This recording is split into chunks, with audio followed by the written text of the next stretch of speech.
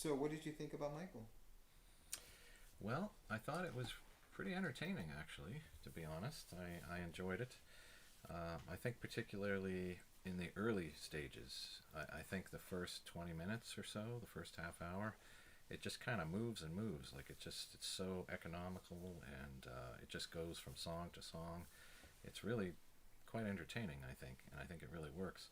As it gets deeper in, I think it kind of loses it a little bit. It's sort of there are sequences where it feels a little long, particularly when they get away from the music.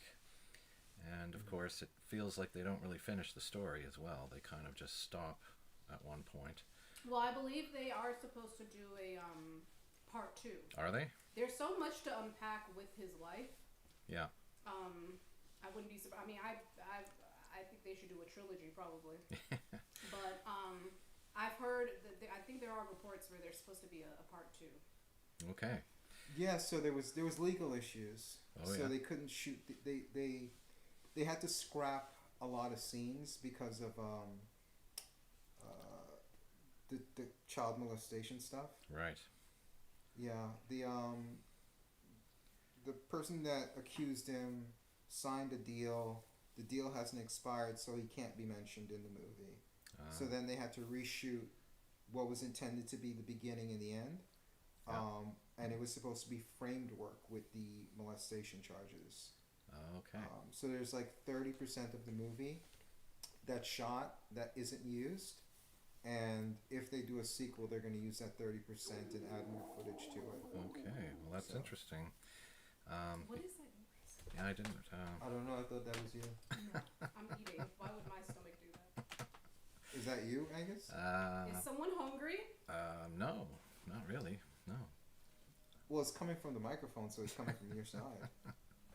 Well, perhaps I don't know. I didn't notice. The microphone's picking up all kinds of things. Okay. So does the film cover? It covers his whole life from beginning. No. Okay, it does. Okay. No. Okay. It covers up until bad. That's why I said yeah. They mentioned part two. Okay.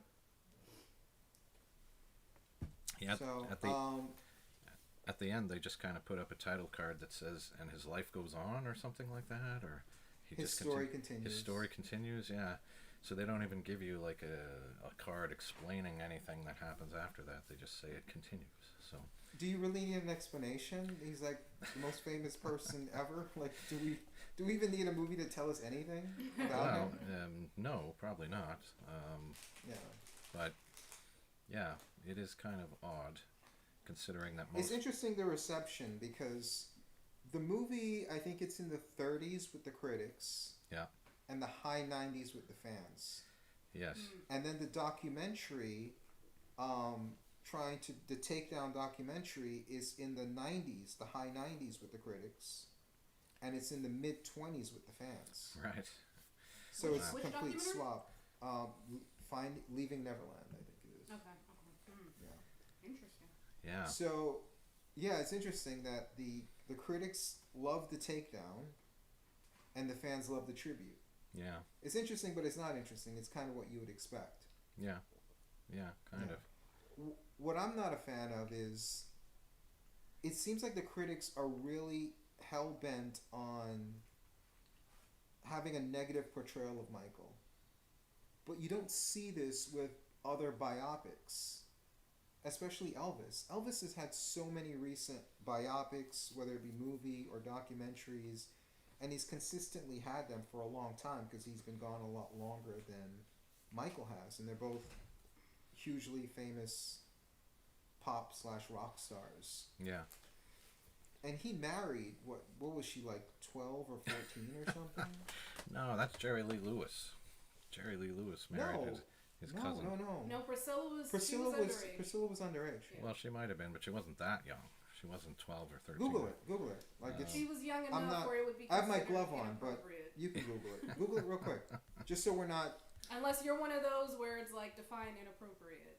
just so we're not like No, I'm not saying it's appropriate. I'm saying Jerry Lee Lewis is the one famous for marrying a lot of his young cousin. musicians tend to get with young girls.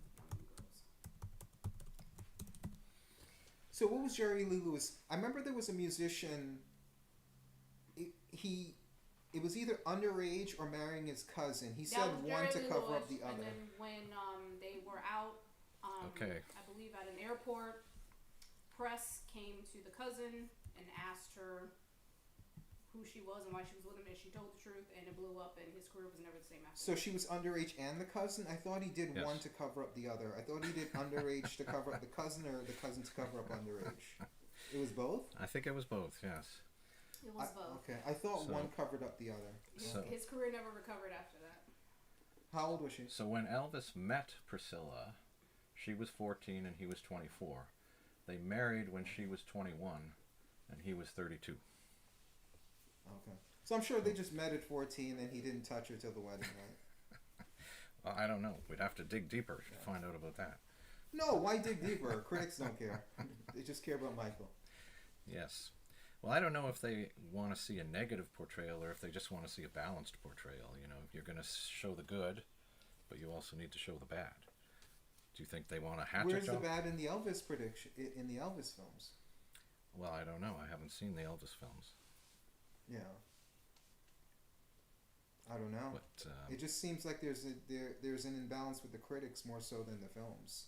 I mean, these films generally, whether it's this Bohemian Rhapsody, you know, A Complete Unknown, Rocket Man. What about These are Ray? all Ray. These are all sanitized versions of these celebrities because you're putting it out there for the fans. The fans want to see the music. They want to see the performances. And it's kind of like karaoke and, you know, they want to go and feel like a concert experience in the theaters. Because these are people that they've probably never seen perform. A lot of these biopics are about dead people, you know, who've been dead a long time. So these are people who are watching it maybe generations removed from these people performing. So they go out to these shows because they want that concert feel. They want that, you know, that Taylor Swift type experience, you know, with her recent concert movies. So I don't see why it makes sense in a context like that to then show a lot of negativity, you know? It's like, what is the goal? What are you trying to achieve? I mean, Well- if you're looking at a movie like this and saying you want fair and balance, that's not what they're aiming for, though. well, maybe not in this case. But I can't help but think of one of my favorites, which is What's Love Got to Do with It? The Tina Turner story. And I think that is a very good movie, and I think it is very balanced. I think it shows you all of the darkness. And Did it the show that negativity. Tina Turner was a pimp and she was beating up women too? Did she do that in real life? Yeah. Tina Turner was notoriously worse than Ike. What? I don't know. I haven't heard that. Absolutely. Absolutely. Tina Turner. Talk about whitewashing. She was whitewashed. The fact that you find it funny that Tina Turner would do stuff like that shows how effective the whitewashing was. She was a terrible person. And a lot of people that knew both of them said she was far worse than Ike was. Wow. Not even Wow. close. That is something I've never heard. Yes. I've never heard absolutely. that, but I wouldn't be surprised. Absolutely. Most of the people that knew both of them say she was far worse. Are there books that talk about that too? And Yeah. there is a documentary I've seen on Ike Turner where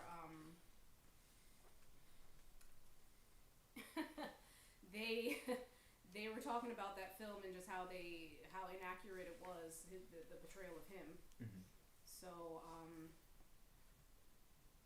I've never seen it because it was so one-sided, and it was that moment in time when like Oprah really hyped that type of stuff up, and it was a lot of anti-men movements around that period, you know, that go girl, you know, you don't need a man, like that real anti-men movement that Oprah I don't had think it's going. anti-men. It probably is anti-toxic. I'm not saying that movie because I never seen the movie. Anti-toxic masculinity. Yeah, If but it's a film about a woman who's a survivor of domestic violence, Mhm. which is very real.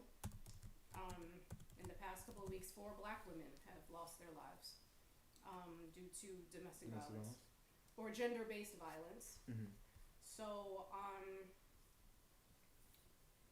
Well, I'm not speaking on the movie because I've never seen it. It'd be wrong On the for me one to speak hand, on you're it, talking but- about an artist who has created a great body of work Mhm. and is obviously iconic, very well known, excellent showmanship. Ain't no mountain high enough. Well, that's Marvin Gaye. Oh. And Tammy They Terrell. redid that song though, didn't they? They may have. I think They she may have. did. They did that. I think she did that. Yeah, with Yeah, they did. yeah, what's his name? The guy who wound up going to jail for murder. The great music Yeah, producer. that producer. Yeah. I think she did that with him. What the hell's his name? The music. Wait, who? Spec. Something Spec. Yeah, Oh, yeah. Phil Spector. Spector. Phil Spector. Yeah. Phil Spector. Yeah, famous for the Wall of Sound. Yes. I think with these biopics, for some people, it's about not only learning about the creative process behind some of these songs that we love and these albums that we love, but just also who they are as people, maybe the warts and all part of it. I mean, it could be very salacious, very TMZ, or it could have some integrity and be like a PBS NPR type of project where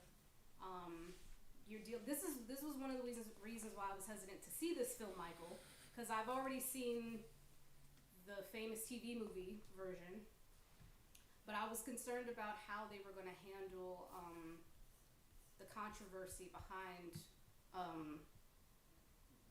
the scenes in his personal life. So yeah, I think some people just want to know what they were like off stage and off camera. Some artists sing about love and in reality they're mean as hell. So someone like Michael or someone like Tina, this incredible talent in the way they make us feel or the way they inspire us or move us, I think some people want to know what was going on, just to give it context or maybe make them feel less alone or more human, because what they do is so is of excellence and it's so almost superhuman, I suppose. But with Michael, it's probably a combination of just haters and then just people who are just genuinely curious about what he's like when he's at home. He's known for being very shy. I do know this. Him and Freddie Mercury, a lot of artists tend to be very shy. So yeah, I think it's probably a mixed bag of people just probably being envious, but also just being inquisitive about what these people are like. Are they like us? Or are they eccentric? When I think of Michael growing up, for me, I remember thinking of seeing the phrase wacko jacko, which I thought I'm sure was very hurtful for him. Because he was known for being, but with artists, that's how they become the way they are. Without that eccentric side to them, they may have not been able to express themselves or be able to find an outlet and put that stuff out there, or just be who they are. So yeah, I was hesitant to watch that film because of all of that. I know, depending on which side of the fence you're on with Michael, you have those allegations, and can you separate the art from the artist? There's always that. Mm-hmm. Yeah, I'm a big believer in that. I think that you have to separate the art from the artist. I think if we dig deep into any artist, we're probably going to find things that we don't like. we don't understand. That you would have to eliminate a lot of artists that we hear on the radio. Yeah. I mean, it's a lot of them. It would be most of them. I would probably have to listen to classical music just to just to get away from, because the stuff I've found out, you know, it's hard to juxtapose the two. I mean, to this day, I mean, when you think about like the post MeToo movement or post Time's Up, I couldn't have imagined certain people who I've seen growing up, like I said, inspired me as an artist, knowing that they were doing all this stuff behind the scenes. I still struggle putting those two in a sentence. So you think that you should separate the art from the artist. That's interesting, because for me, I still struggle with that. There's some artists I can't listen to now because I just know so much. Yeah. And then there's some, like with Michael, I still reserve judgment on him because I'm still not quite sure. Yeah. Well, I think that's a good point. I think he was never convicted. There's never been any proof. It's allegations. So, yeah, we don't know for sure. We can't really say. I think with him, for some people, they argue, well, he gave them money, so obviously he must have been guilty. But for me, I think it was just he was under so much stress, and he just wanted to get it done with and just move on with his life, and so he paid them off, and that was it. Well, I view the money as a business decision. Whether he did it or not, he's being treated like he's guilty by a lot of people. So the money isn't an admission of guilt, or it might be an admission of guilt. We don't know. Maybe he did it, maybe he didn't. But the point being, whether he did it or he didn't do it, the money has nothing to do with it. The money is about, all right, trying to preserve your name. Yeah. Trying to get away from the bad press. And people are going to pay whether they do it or not. So that doesn't really say anything. Because you have celebrities that constantly pay people off. But you never hear about it because there's non-disclosure agreements. And it's not because they're guilty of something. They might be. But it's just because you have to weigh your costs. Like, how much how much is winning this battle going to be worth it to me? Yeah. Even if I win, like, how much am I losing in this battle that I'll ultimately win? You know, it's better off not fighting it at all sometimes. Yeah. Right, yeah. Well, we all know. And to get back to the Tina Turner thing real quick. So my only point was, it wasn't about Tina Turner, it was about Oprah and that kind of movement she had. But that Tina Turner movie, even though I don't agree with it because I think it was one-sided, it was trying to achieve something different than movies like Bohemian Rhapsody and Elvis and But you've never Michael. seen What's Love Got to Do with It? No. Okay. Well, I'm saying so you it's do know trying... Angela was nominated. I mean, it's a critically acclaimed film. I mean... Well, my point is they were trying to achieve different things. I don't have to see it to know that they were trying to... That was more of trying to tell a story, and it wasn't a concert movie, is my only point. Okay. These are concert movies. So you're not looking for depth in concert movies. You're looking for them to recreate those performances. And I don't believe that Tina Turner movie was about... Well, I don't want to speak for the director of What's Love Got to Do with It or with Tina, because they had their own vision, and she was very hands-on with that project. So, which is why she's not going to look bad. It makes sense. I don't think she was trying to do a concert movie. Yeah, that's my point. She's not. Yeah. But what my point is, they were trying to achieve two different things, so you can't really judge them on the same way. You know, so while they can get more depth into characters, movies like Michael can't, because it's not trying to do that. It's just trying to recreate those iconic performances, get people to go out in theaters and dance and dress up like Michael and do the moonwalk and have that type of experience. He directed the film. He's obviously, for anyone who doesn't know about his work, you can look it up. He's another Oscar-nominated director. I'm not sure. That's the other thing about this film I was hesitant about. King Kong ain't got nothing on me. Yes, Training Day. That's Denzel right. and Training Right. Day. Yeah. So I'm not sure why now was the right time to do this film. I'm not sure why this was wound up on Antoine's desk, so to speak. I'm not sure what his vision was, and with the nephew, I believe his name is Jaafar, who resembles Michael, at least during that thriller era. I'm not really sure what their intentions were or their goal was with that film. His work speaks for itself. His music still played to this day. Like I said, I already know about the TV movie the Jacksons, An American Dream, I believe it's called. That's a classic film. The actor who played his father scared the crap out of me. By the way, growing up, he played that part well. So I'm not really sure what the point was to do this, other than Hollywood just doing like another reboot, because Hollywood loves their reboots, and this is just another iteration of Michael.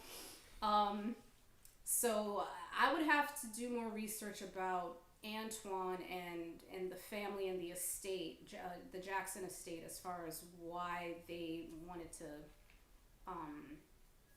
make this and put it out there. And because I'm thinking of quality, I'm thinking of integrity. If I was the family, I would just be very protective of Michael and make sure that it wasn't sleazy. Prime example for me is Amy Winehouse. She's one of my favorite artists. One of the only film I've seen that's done her justice is the one that won the Oscar, Amy. I think that's the only one that's done her right, in my opinion. The others were very TMZ, just very very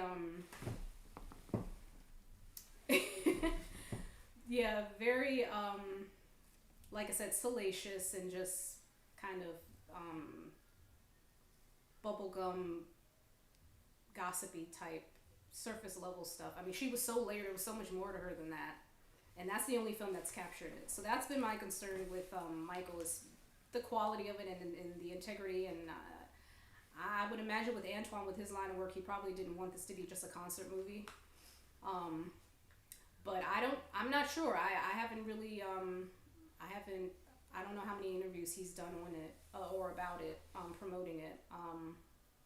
That would be interesting. Yeah. Well, I think it's difficult to say exactly what the intention is. We can only look at the results, and if you look at the results, it seems like they didn't want to go into anything too deep. They wanted to keep it fairly light and entertaining. But on the other hand, you said that they wanted to include some of that stuff, but there may have been legal issues, or they may have had to cut some of that stuff out. So the intention may have been different than what we're seeing right now. But in terms of Tina Turner, you can see traces of it, though. You can see traces of it in the movie if you imagine the bookend of the trial, you then Which recontextualize. One? Which trial? 'Cause there were several. Which one? You're talking about Michael. Michael. No, which you said trial? Yeah. Yeah, which one? He's had several. The major one in the LA. The last one before he moved out of the States? Yeah, the major one in LA. Okay, because there was the one in the 90s. Okay, never mind. The major one in LA. Okay. If you imagine the film being bookended with the trial, you can then recontextualize scenes in the movie as a way of explaining how he got to that point. And there could be potential depth when you recontextualize these scenes that seem completely meaningless. When you see the scene of him going to the toy store and smiling and laughing with kids, and then he goes home to his brothers and say, hey, you guys want to play a board game? And they're like, no, I got a date. No, I got to go with my own family. We have this thing. And they're all in relationships or they're dating, and they're laughing at him that he wants to play board games. And then he goes in his room and he's playing Twister with bubbles. It's like, you really get into the mentality of like, and again, if you bookended with him playing games with little kids, it kind of recontextualized these scenes that you're watching. And it could have been something that had more depth with just adding those scenes back in, Do you think... have the scene where he's in the hospital and his manager comes and gives him the stuffed Mickey Mouse doll. He's a grown man. And he's like smiling and giggling because he got a stuffed Mickey Mouse doll, you know?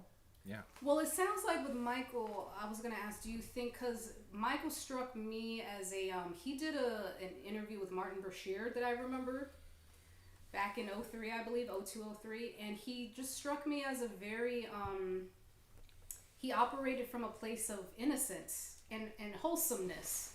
Just very sweet, and he didn't have a childhood.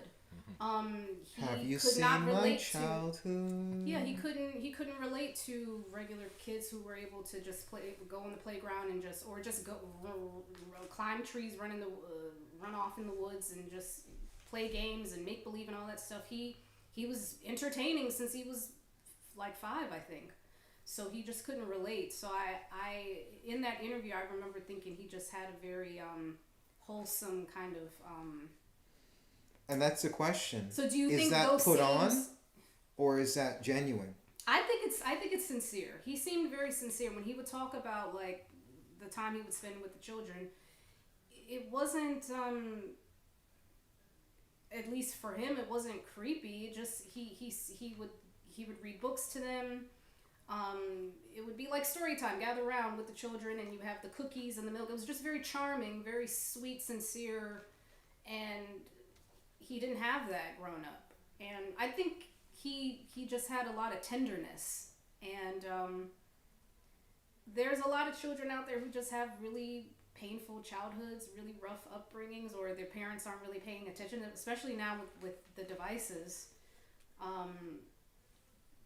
Children can just go off by themselves and have to create a world for themselves. So I think the film. Yeah, go ahead. The film does kind of go into that in a way. Like it shows him right at the very beginning, looking out the window, and I would say longingly, like wanting to be with the other kids, wanting to play with the kids, but instead he would cry about it. Yeah, he's forced to come back in and work. You know, his father is basically forcing him to do that, and then later in the movie he says, "Well, you know, I'd kind of like to have friends, but, you know, they don't really treat me the same way," because by that point he's already famous, you know, so he doesn't really have that childhood, really, and in some ways he has always been portrayed as maybe an overgrown child, like he's never gotten out of that.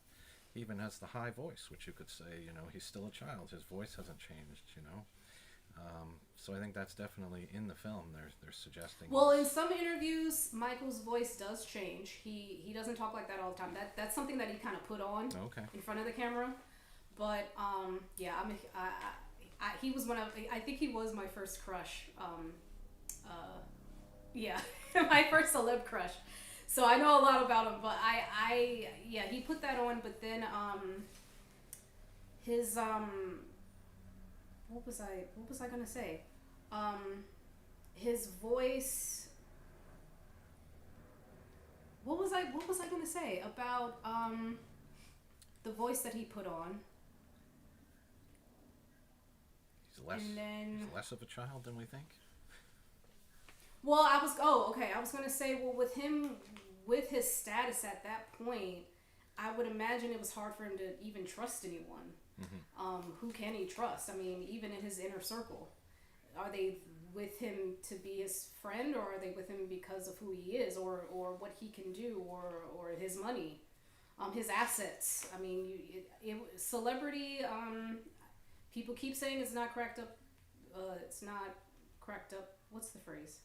Not all it's cracked up. Crack is whack is the phrase. The phrase is crack is whack. It's not what it's cracked and up I don't to do be. crack. Because crack is whack. Yeah, so I'm sure with him and Elizabeth Taylor, that's how they connected. I think having that much success at such a young age, and then getting to a point where you just had moments where you can't really trust anyone, not even your own people. I'm sure Britney Spears has felt that way many times in her life too. Yeah. His father did tell him that in the movie. Yeah. Don't leave the fight. Don't leave the family, Michael. You're just gonna surround yourself with a bunch of yes men. And where is that gonna get you? Yeah. And they got him dead. Yeah. They got him dead. Yeah. There's also the animal thing too. He loved animals and he viewed animals as his only real friends. And there's a scene in the movie where he's talking to someone And you think it's another person. Ben, the two of us need look no more. That's right. They even make reference to that too, because he's talking to a rat at one point in the film. How old were you when you realized that was a song about a rat? Is it a rat or a mouse? What's the difference? The point is, it's not a person. A mouse is smaller and cuter. But the point is, like, he's singing about a rodent. Yeah, I think it is a rat. Well, he probably... It's a love song to a rodent. Yes. A friend. Yes. A friend.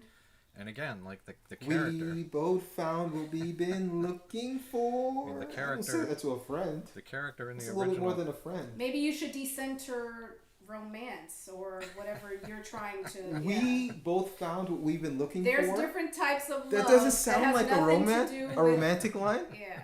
All right, go up to your buddy, Angus, and say, hey, Steve.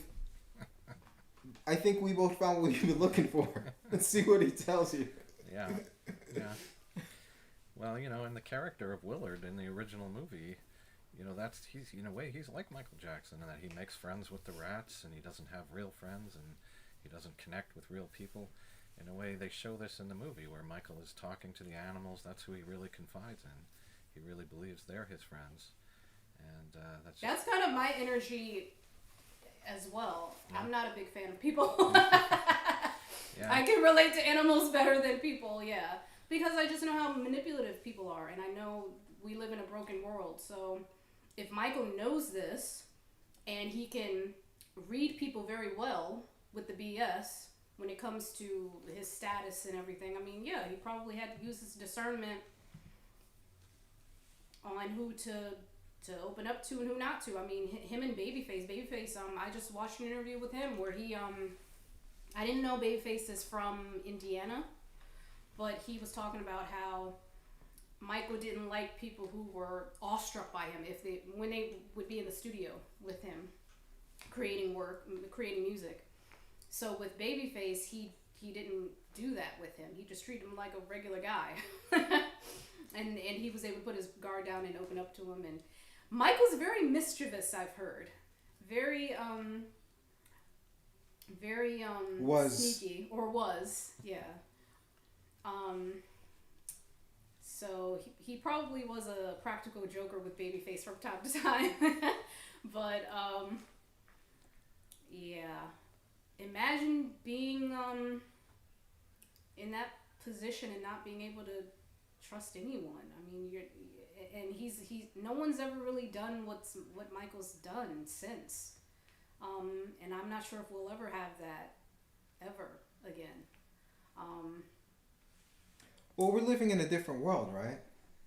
Mm-hmm. When Michael was a huge star, when Elvis was a huge star, when a lot of these 80s, even into the 90s, people were huge stars. We lived in a world where everyone would watch the same thing. Yeah.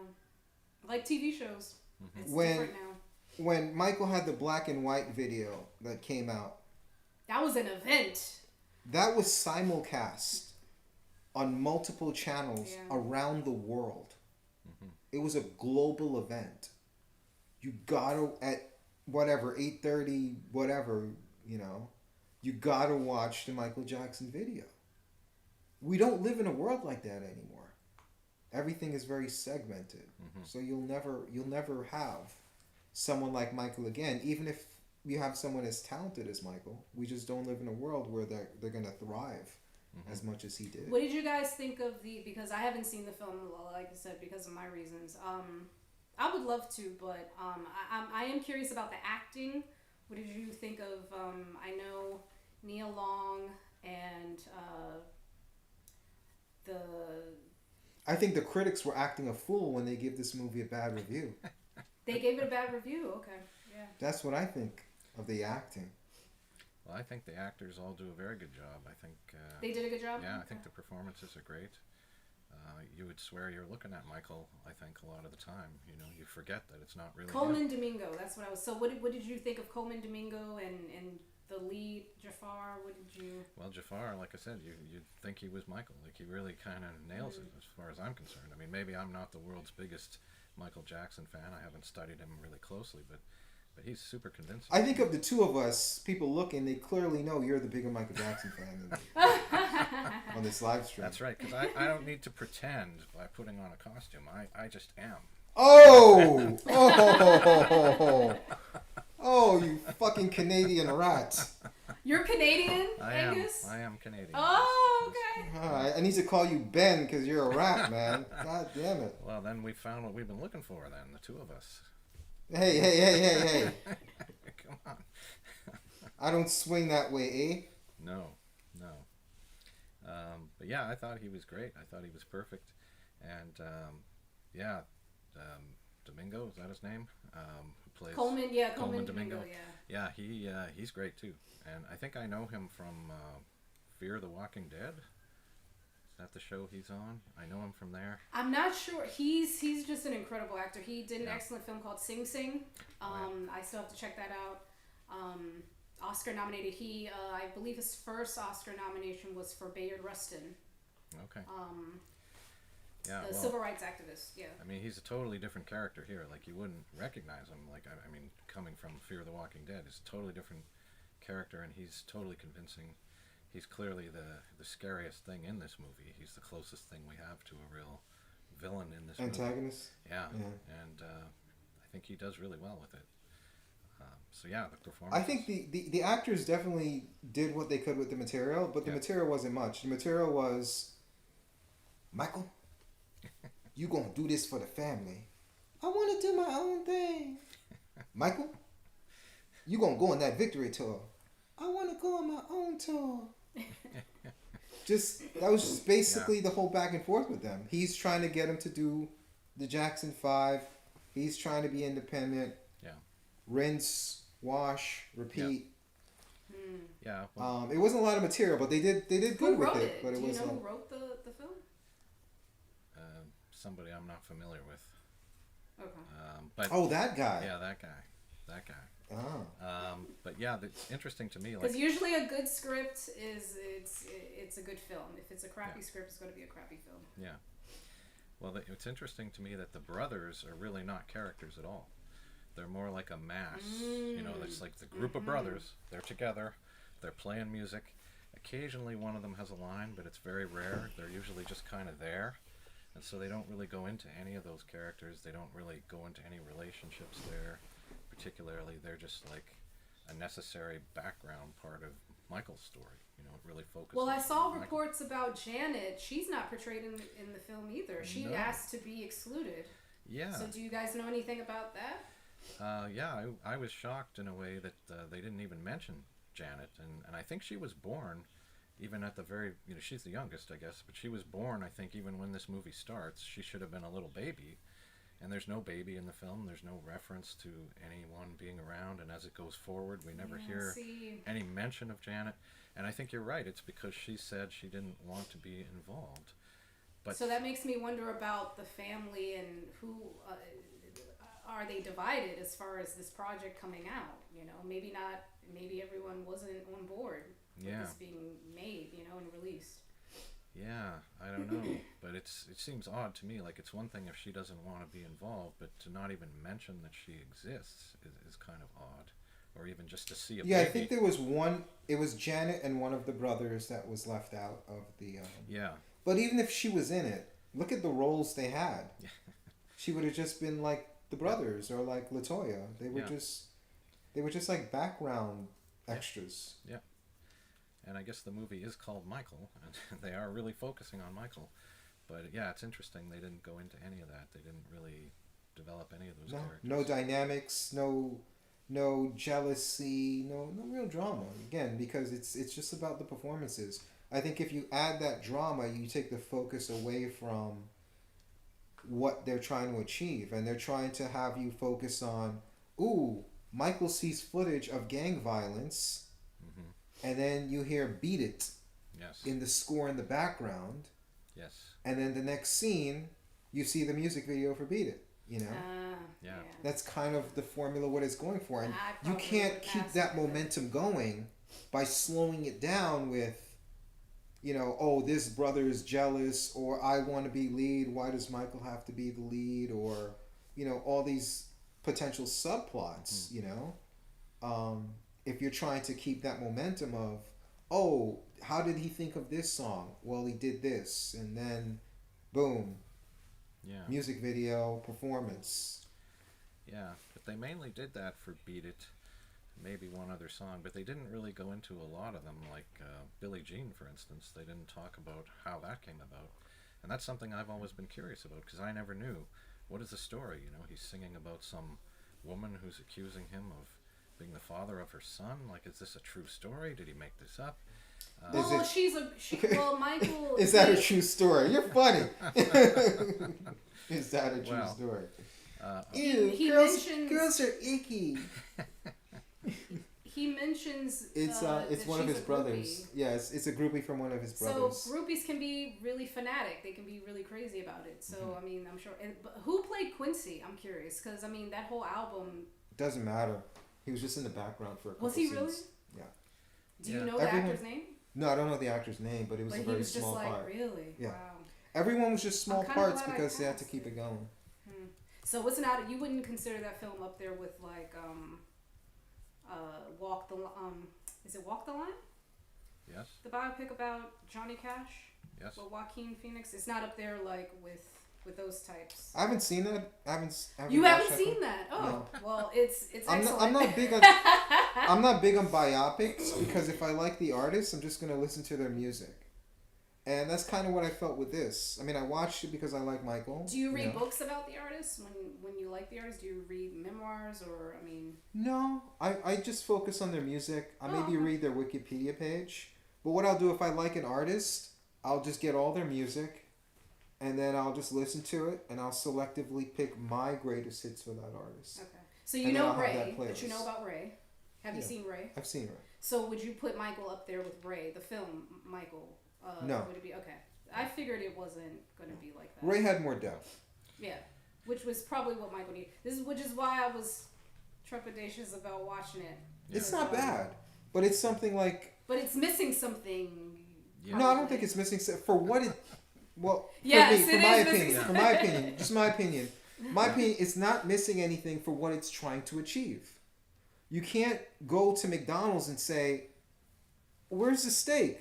You know, or "Where's the beef?" So Michael, this film was the McDonald's of biopics. Yeah. It's McDonald's. Something cheap, quick, convenient. If made some quick money. It's the equivalent of watching a bunch of music videos from Michael. Yeah. You know. Yeah, that's okay. Yeah. Well, you're better off going online and just researching. I think. But if you're a fan of his, I mean, you watch it. I did a search for biopics, music biopics specifically, and I saw a list of the 50 greatest music biopics, and Michael is not on that list. But a lot of these other films are. You mean the movie that came out this week is not on the list of the 50 greatest biopics ever made in the history of cinema? No. Well, this is by Rotten Tomatoes rankings. So, I think Ebert, on the Ebert website, they gave it 1 star. You mean a movie with 38% on Rotten Tomatoes is not one of the 50 greatest it just shows biopics? It shows you how many biopics there are, because there's more than 50 that are better than this one. And oddly enough, What's Love Got to Do with It was number 1 on that list. And movies like Ray and Walk the Line are on that list. And I would say they are all better than this movie. They're more well-rounded. This movie is entertaining, and I enjoyed this movie. And I think especially... It's a concert movie, man. It's not a biopic. So it's a concert movie. Well, but it's interesting because I think they've also made a Broadway musical out of Michael's music, and I don't know anything about that. Yeah. But I can tell you that they do create what they call jukebox musicals all the time, where they take the songs written by a particular person, or they take the songs performed by a particular person, and they just create a jukebox musical. So they'll have maybe 4 performers come out, and they'll just do the songs.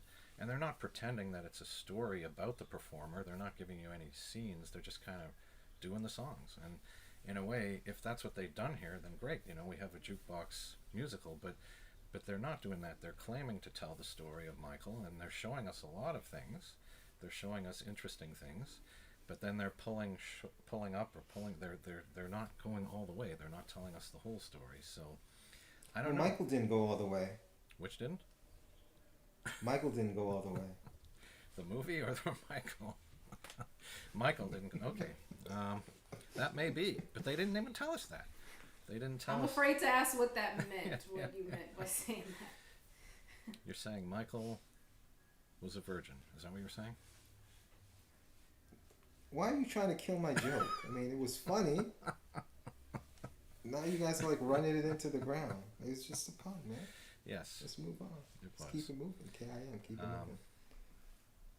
Yeah. So, yeah. I mean, if it was just a concert movie, I mean, then it would just be nothing but, right? Just performances. And why bother have an actor? That's what the movie was. I mean, it started off with a lot of the Jackson 5 performances. Mm-hmm.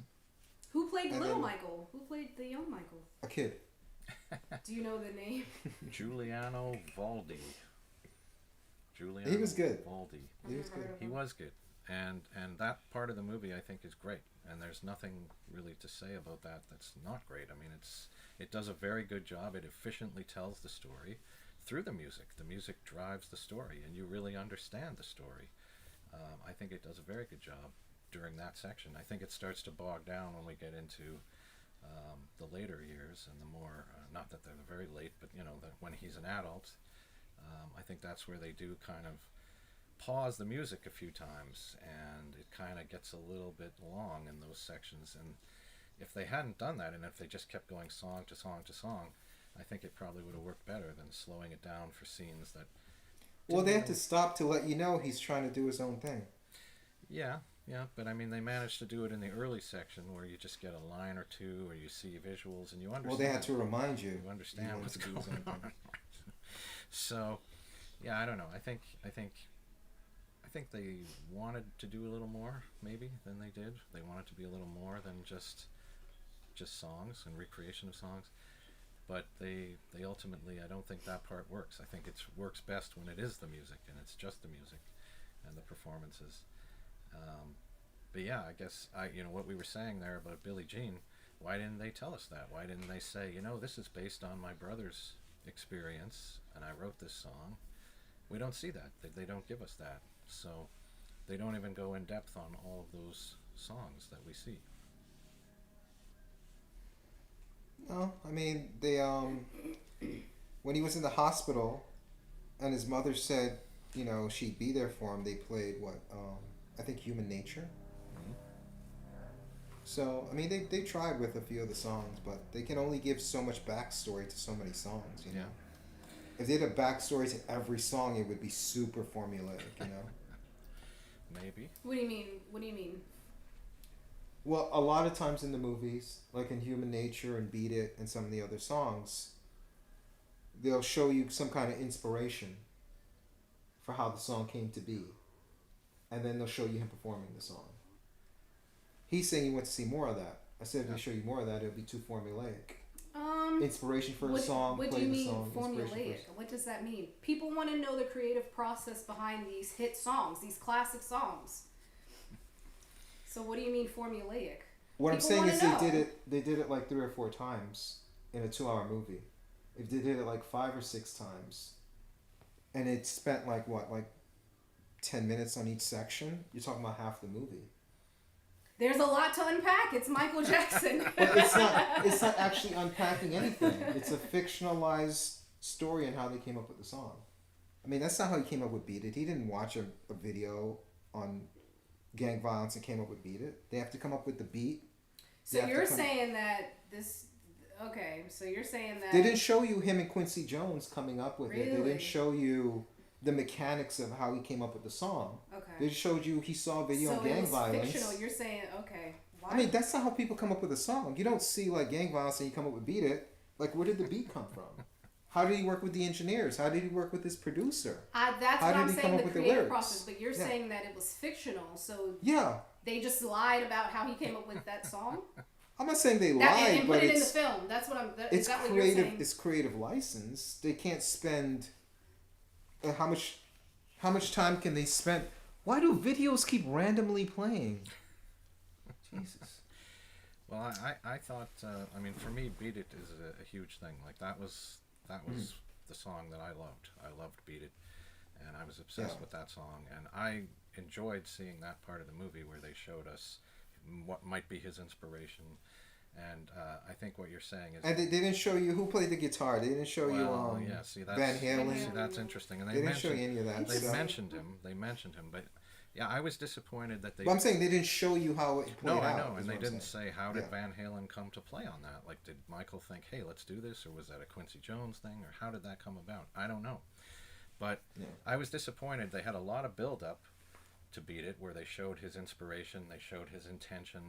You know, he was going to try to create peace, I guess, between the gangs by doing this in some way. He was Bloods and the Crips, which is actually true. Yeah. So for my question to the both of you, because I don't know the backstory behind Beat It, I think of West Side Story with the Jets and the Sharks. Yeah.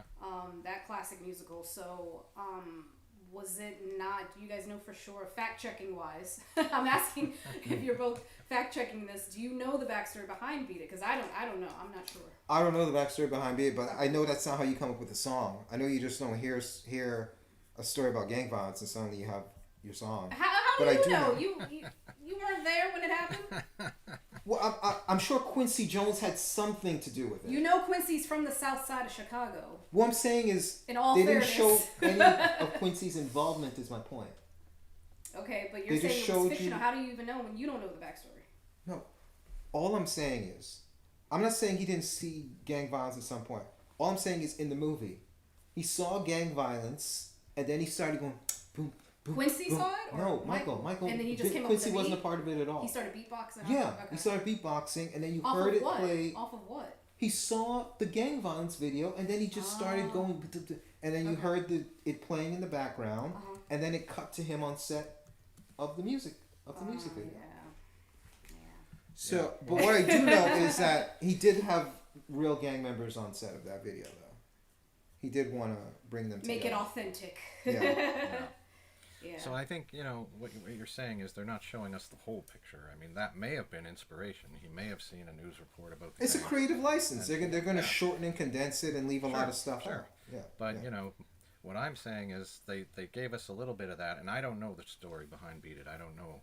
But they kind of showed us some things there of what may have inspired him and what he wanted to do with it, what his intentions were.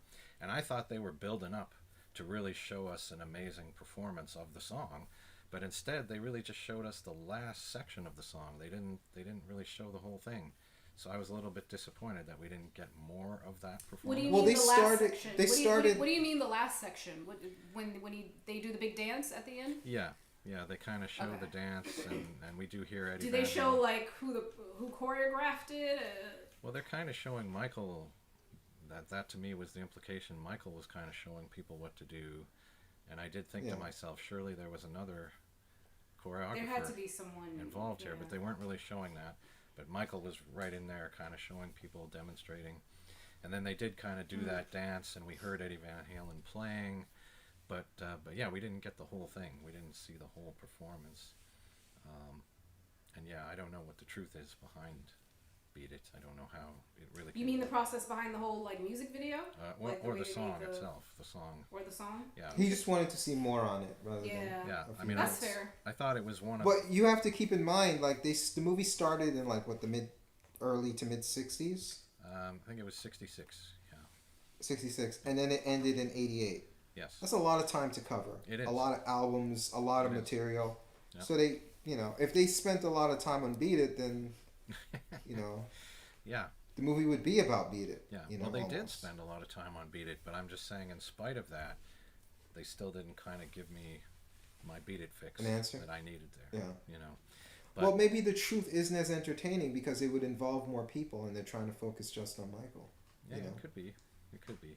I mean, if Quincy Jones had a lot to do with it, that would make Quincy Jones more of a character. And like you said, we don't even get the brothers as much as characters, Yeah.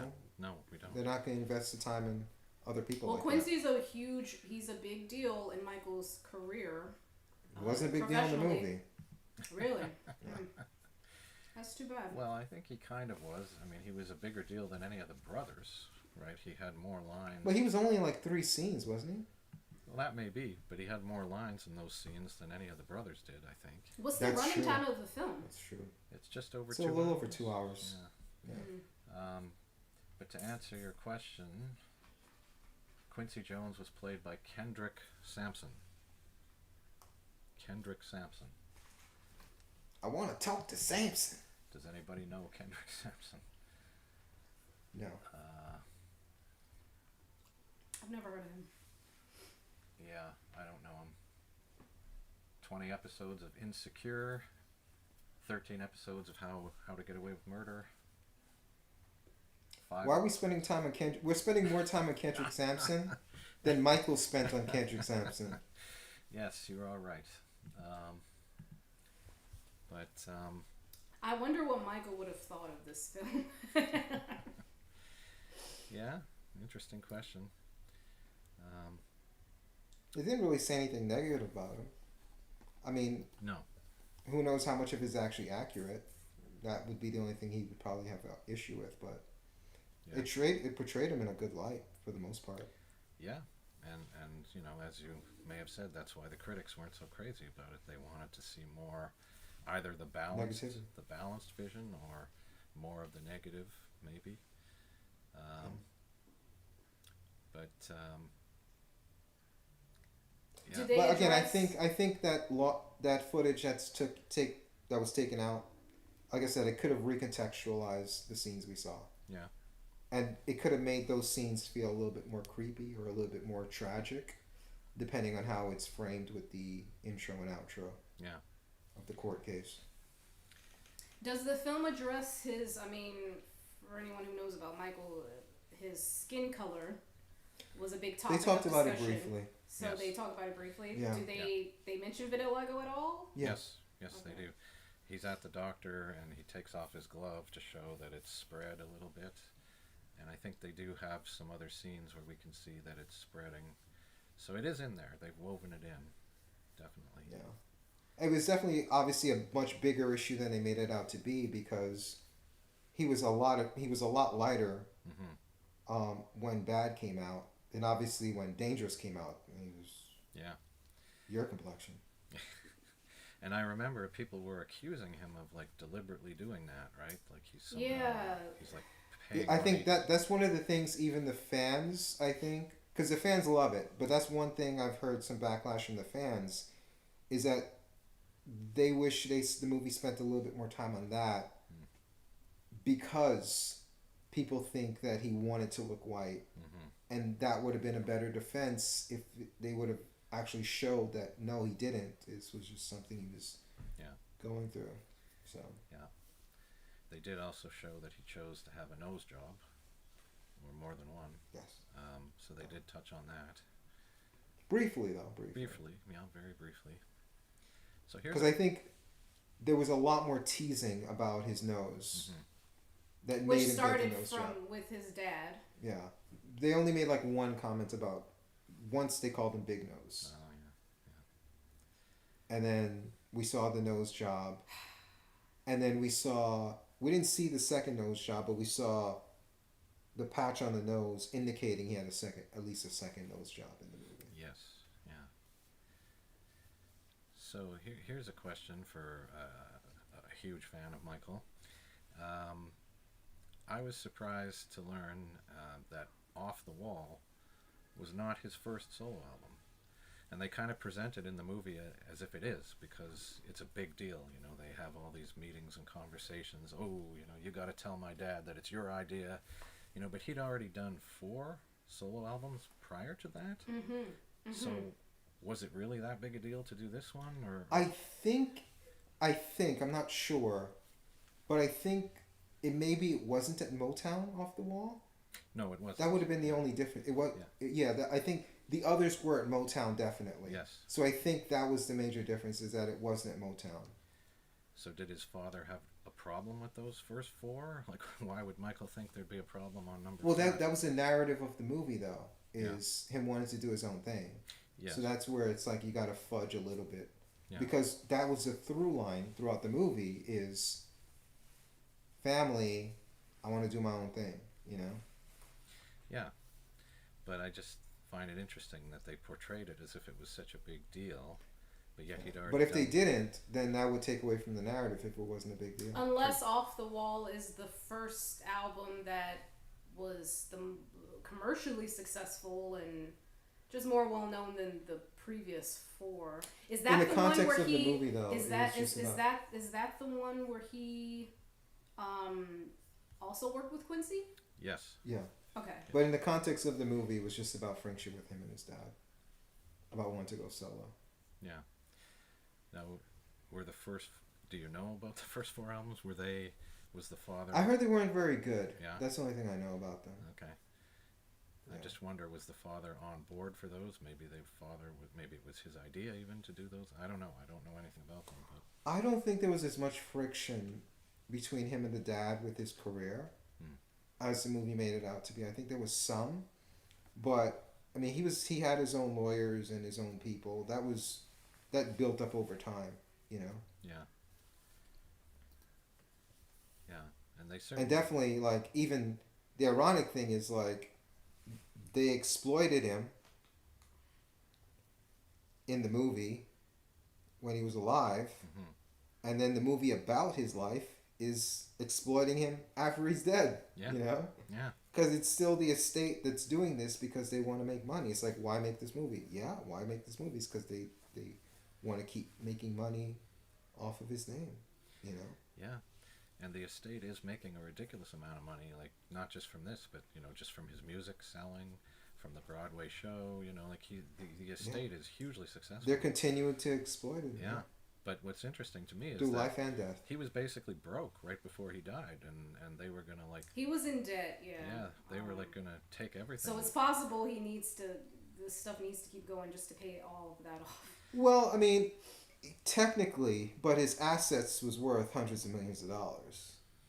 Yeah. I think he was dead. You could still be in debt and have... No, yeah, I'm saying, yeah, I understand that. What I'm saying is, like, he could have licensed the music or sold the music and gotten money. It's not like, you know...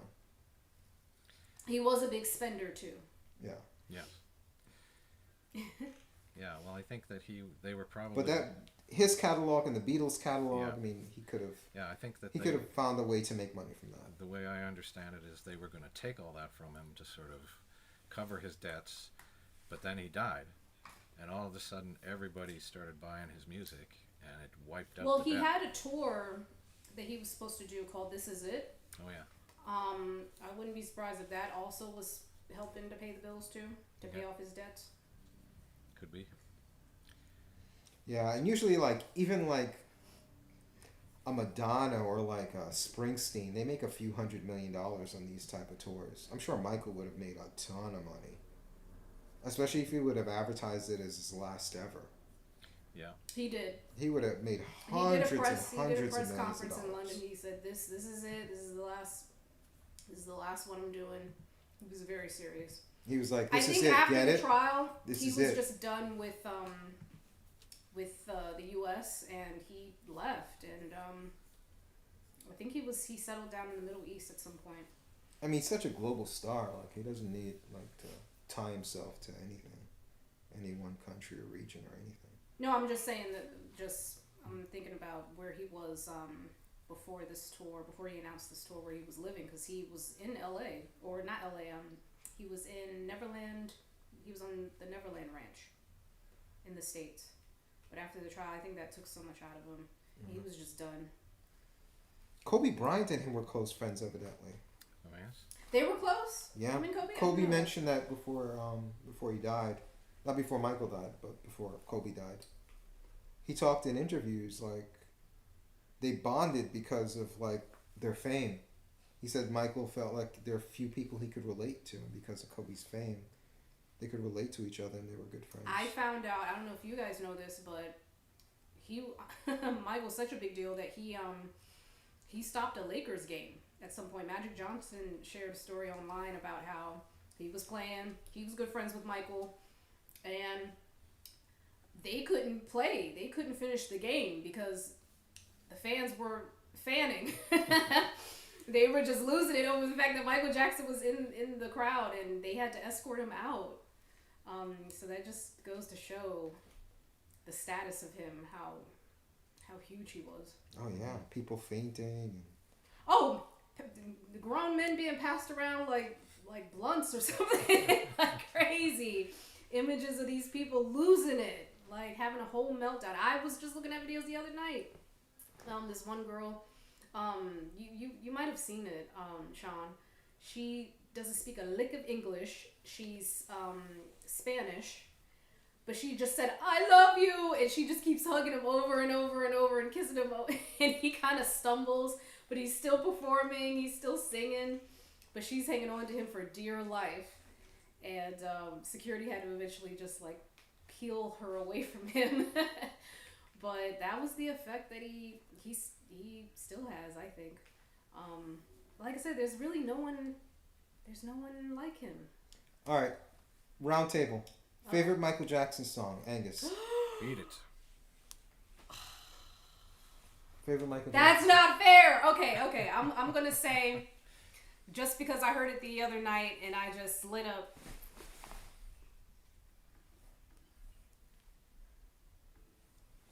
I think I'm pressing something on the. Oh, maybe you're the what one it that's is. doing it? Okay. I didn't know I was doing that. I feel Okay. something right here on the. So forgive me for that. Okay. I'm gonna say Can't Help It. It changes every day, but today I'm gonna say Can't Help It. Off the Off the Wall album. Oh. See? Sorry. You see, I said everyone pick, and I don't even know which one to pick. It's not bad. Today, what would you pick today if you had to pick one? Just If I had for to today. pick one today, I like Who Is It? I think that's underrated. That's a good one. That's so That's a good underrated. one. Yeah.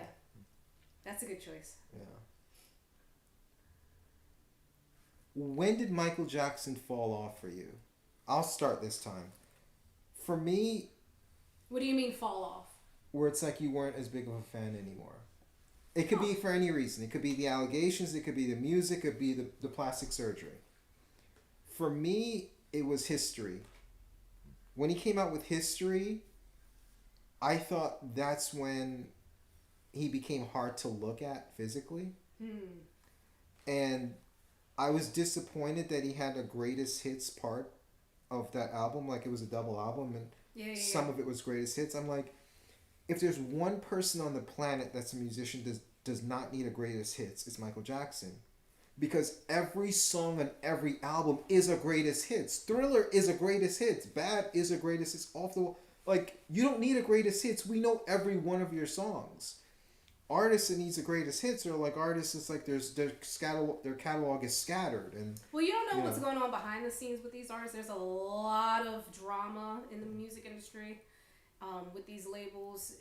It's possible. It sounds like it's a standard procedure with a lot of these artists. Well, I'm like not- with Stevie Wonder and Billy Joel. Like they all have that greatest hits album at some point. So you don't really know what was going on for him to have. Yeah, I'm not getting into the reasons why he did it. I'm just saying personally, like, I was kind of disappointed because I'm like, yes, another Michael Jackson Well, album. if you had context, maybe you would understand why he had to I mean, I would understand it, sure. Yeah. But what I'm saying is, like, it wouldn't make me like it more. Like, the fact that, like, half the songs Well, are now songs it's that, all the like, songs that you love. Sorry.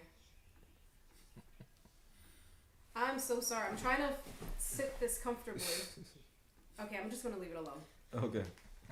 If it slips, if the AirPod, if it slips out of my ear, just slips out. I apologize. We could Trying to fix switch. it. This one doesn't have that button if you want this side. Are we sharing the same? Okay, we are. Okay. Yeah. I'll make do with this one. Okay. But I mean, in a way, it's kind of convenient to just have a compilation of all your favorite stuff in one, as opposed to having to reach for different albums and having to, you know. Well, I'm just saying for me personally, though. For me personally, it was History. History, he cut up his face too much. Like, I could deal with Bad. I could even deal with, a lot of people was like, who's this white guy, when he came out with Dangerous. Because he was significantly lighter. Yeah. But I didn't mind. But when he came out with History, like, it became tough to look at him. And again, the music wasn't as good. There were skips. I never really thought of Michael Jackson as someone where I would skip songs. It was a bunch of songs I was way too familiar with because I've heard them thousands of times, and then the new material had skips in them, songs that I just wasn't super into. Like which ones? Which ones? God, I'd have to think of the album Because again. the album Stranger in Moscow. I wasn't. That's one of my favorite songs. What are you talking about? I love that song so much. It felt a little dated. It felt like an 80s song. I disagree. No, I love that song. Yeah. And learning the backstory behind it, it's even more powerful. Learning what he was just why. But again, this is my personal choice. I thought you were gonna refer to the Blood on the Dance Floor album. I like it. Yeah, I would say it started with History and then it got progressively worse. By the time Invincible came out, I didn't even really like Invincible at all. Are you kidding me? I love Invincible. Butterflies? Personal. Ooh. Again, my personal opinion. So what kind of sound are you into when it comes to Michael? Are you into like the more pop sound or the soulful sound? What are you into? Like his ballads? I honestly felt that like Michael Jackson was the perfect 80s artist.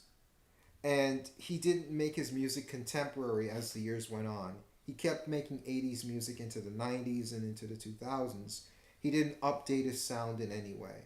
I mean, he'd throw some rappers on to do some remixes, but they were remixing songs that still felt like they came out of the 80s, but it was like a decade or 2 decades later.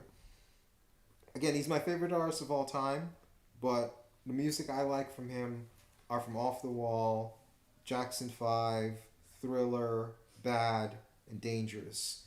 Once you get to History, like I really like They Don't Care About Us, I really like a few songs from History, but when you get to History, it's like, it's really good album, but it's not like, oh, I'm going to spin every song in that and listen to that album like nonstop 5-6 times in a row. I'm not at that level with History, and then it just progressively declines. You do understand he's an artist, he's ever evolving, changing, growing, he's going to try different things. How much do I have to glaze the guy? Season. Well, just stick... Look how I'm dressed! I've glazed him so much! Stick to your 80s and 90s stuff and keep it moving. Because for some people, it's like with Prince. Some people only know Prince for Purple Rain. Why is she arguing my opinion? How can I'm you not argue someone's opinion? It's an opinion! I'm it's making not good a fact. Content. It's not a fact, it's an opinion. Listen, it's a fact that there are artists out there who are going to challenge themselves creatively. You need some of this heat, Angus. Mm-hmm. When did Michael fall off for you? Let her attack you now. I'm not going to attack Angus. Well, you know, I'm a rock guy, and so I listened to a radio station that was a famous rock radio station, and they played Beat It, and I loved Beat It, and I thought that was amazing, and I loved the video when I saw the video, and if he had done more songs like that, I would have been like a huge fan. What is it about Beat It that you love so much? I don't even know. It just connects with me. Is it the Van Halen guitar? Well, does it have that rock sound? I'm sure that helps, you know. But just the whole song. The whole song is it's just good. I like it, and it's catchy, you know. But you know, I liked some of the other songs. I liked Billie Jean, and I liked "Wanna Be Starting Something," and I really wanted to like Thriller. I kind of did, but I kind of didn't like it as much as the others. I expected to like it more, and I think it's because, you know, it had Vincent Price's voice on it. It's kind of horror themed, and the video was amazing. I mean, I remember renting that video, actually renting it. You know, this is not a feature film, but you go out to the store and you rent this thing, and it's like whatever it was, 15 minutes or something. It's not a feature, but I thought it was a brilliant video. But there was something about the song that didn't connect with me as much. And honestly, I just found out this week that Michael didn't write that one. That was actually written by Rod Temperton. That's right. He wrote that. It actually started out as a song called Starlight. Yeah. Imagine if it was released as Starlight. With a slow tempo. Yeah. And then it changed and turned into this horror. Imagine if Thriller was called Starlight. Well, it made sense because it was Starlight, like that. Yeah. That's it would not hit the same way. Yeah. So I didn't even know that Michael didn't write that one, or I didn't know he didn't write all the songs, because I didn't buy the record, so I didn't actually read the liner notes. But more or less, I did like that album, and I liked that era. And I think by the time Bad came out, I had just kind of moved on. I wasn't really that interested. You gave up early. Yeah. Yeah. I mean, it's not that I didn't like it. I didn't, I actually thought Bad was catchy, when I heard it, but I don't know. I'd moved on. I wasn't really listening to that, really popular music. Prince was supposed to be in the Bad video? No. But he refused No, to do it? he was supposed to be on the song, not the video. And to me, this is No, he was supposed most, to be the Wesley Snipes part this in the is video. This is the most petty thing about it. I didn't hear that. I know he was supposed to be on the song. But Prince, in his pettiness, I think, he, there have been reports he didn't want to sing the lyric, "Your butt is mine." Well, no, he's actually said it in an interview. Because he was Google like, that. Google that. Was like, I heard the opposite. His issue was, whose butt is he talking about? And it's like, Prince, there's nothing gay about that lyric if you understand that it's a phrase that someone says when they are saying revenge is mine. Was Prince supposed to sing on the song or be in the video? Because I heard it differently. He was supposed to be on the song. I heard he was supposed to be in the video, but he didn't want... Probably to be a part of the song. He didn't want to be told, "Your butt is mine." So... as the song started off. That's what I heard. According to Google AI, which is never wrong, Prince turned down a duet with Michael Jackson on the song Bad because he disliked the opening lyric, "Your butt is mine." Hang on, start over. I didn't hear that. He turned down the duet. Go ahead. He turned on the duet with Michael on the song Bad because he disliked the opening lyric, "Your butt is mine," stating he would not sing that to Jackson, nor did he want Jackson to sing it to him. Which I think is so strange and weird and petty. So how would that... I'm trying to think how the song plays out. How is it a song that can go back and forth? I've never noticed that. I've never noticed maybe in the song. beginning of the creation of the song that was supposed to be a back and forth thing, like I think of David Bowie. Can you search where the lyrics supposed to be different? And like see David what it says? Bowie and Rolling Stones. Mick Jagger. It's possible in the beginning of that song it was supposed to be like that, but again, Prince, what are you talking about? He's not saying that. It's not suggesting. Prince didn't like him at all, though. I'm surprised he would even ask. No, Prince was a big fan. I think Prince. No, there's a video. No, he was. Unfortunately, we can't play videos. He was but a big there's fan. Well, let me finish. There's a video where what's his name? Prince was a hater, though. He was James Brown. James Brown. I know the video. I know what you're talking about. Yeah. He tried to run over. So he tried to run Angus, over I don't Michael know if you know about mother. this video that we're talking about, but it's been talked about in books. No. So James Brown had this concert back in the 80s, and Michael and Prince were guests, and they did a brief performance. So Michael does his thing. It's amazing. The crowd goes crazy. Prince gets on, and he's shirtless. And there were reports that James had a problem with the fact that he was shirtless, but he's not singing lyrics. He's just he's making those Prince sounds. The little ow, the thing that Prince does in his songs. Yeah. And he was humiliated. He was embarrassed because the crowd just wasn't really into it like they were with Michael. And he went off the stage and he pulls down there's this huge prop that was on set, that was on the stage, that he pulls down and it almost crushed some people. Anyways, he was so humiliated over that. Well, I thought he was humiliated because he was dancing on the prop. He tried to run over Michael and his mom afterwards in a car. And will.i.am actually confirmed this story when he was working with Michael. Michael told him himself that Prince tried to run him over.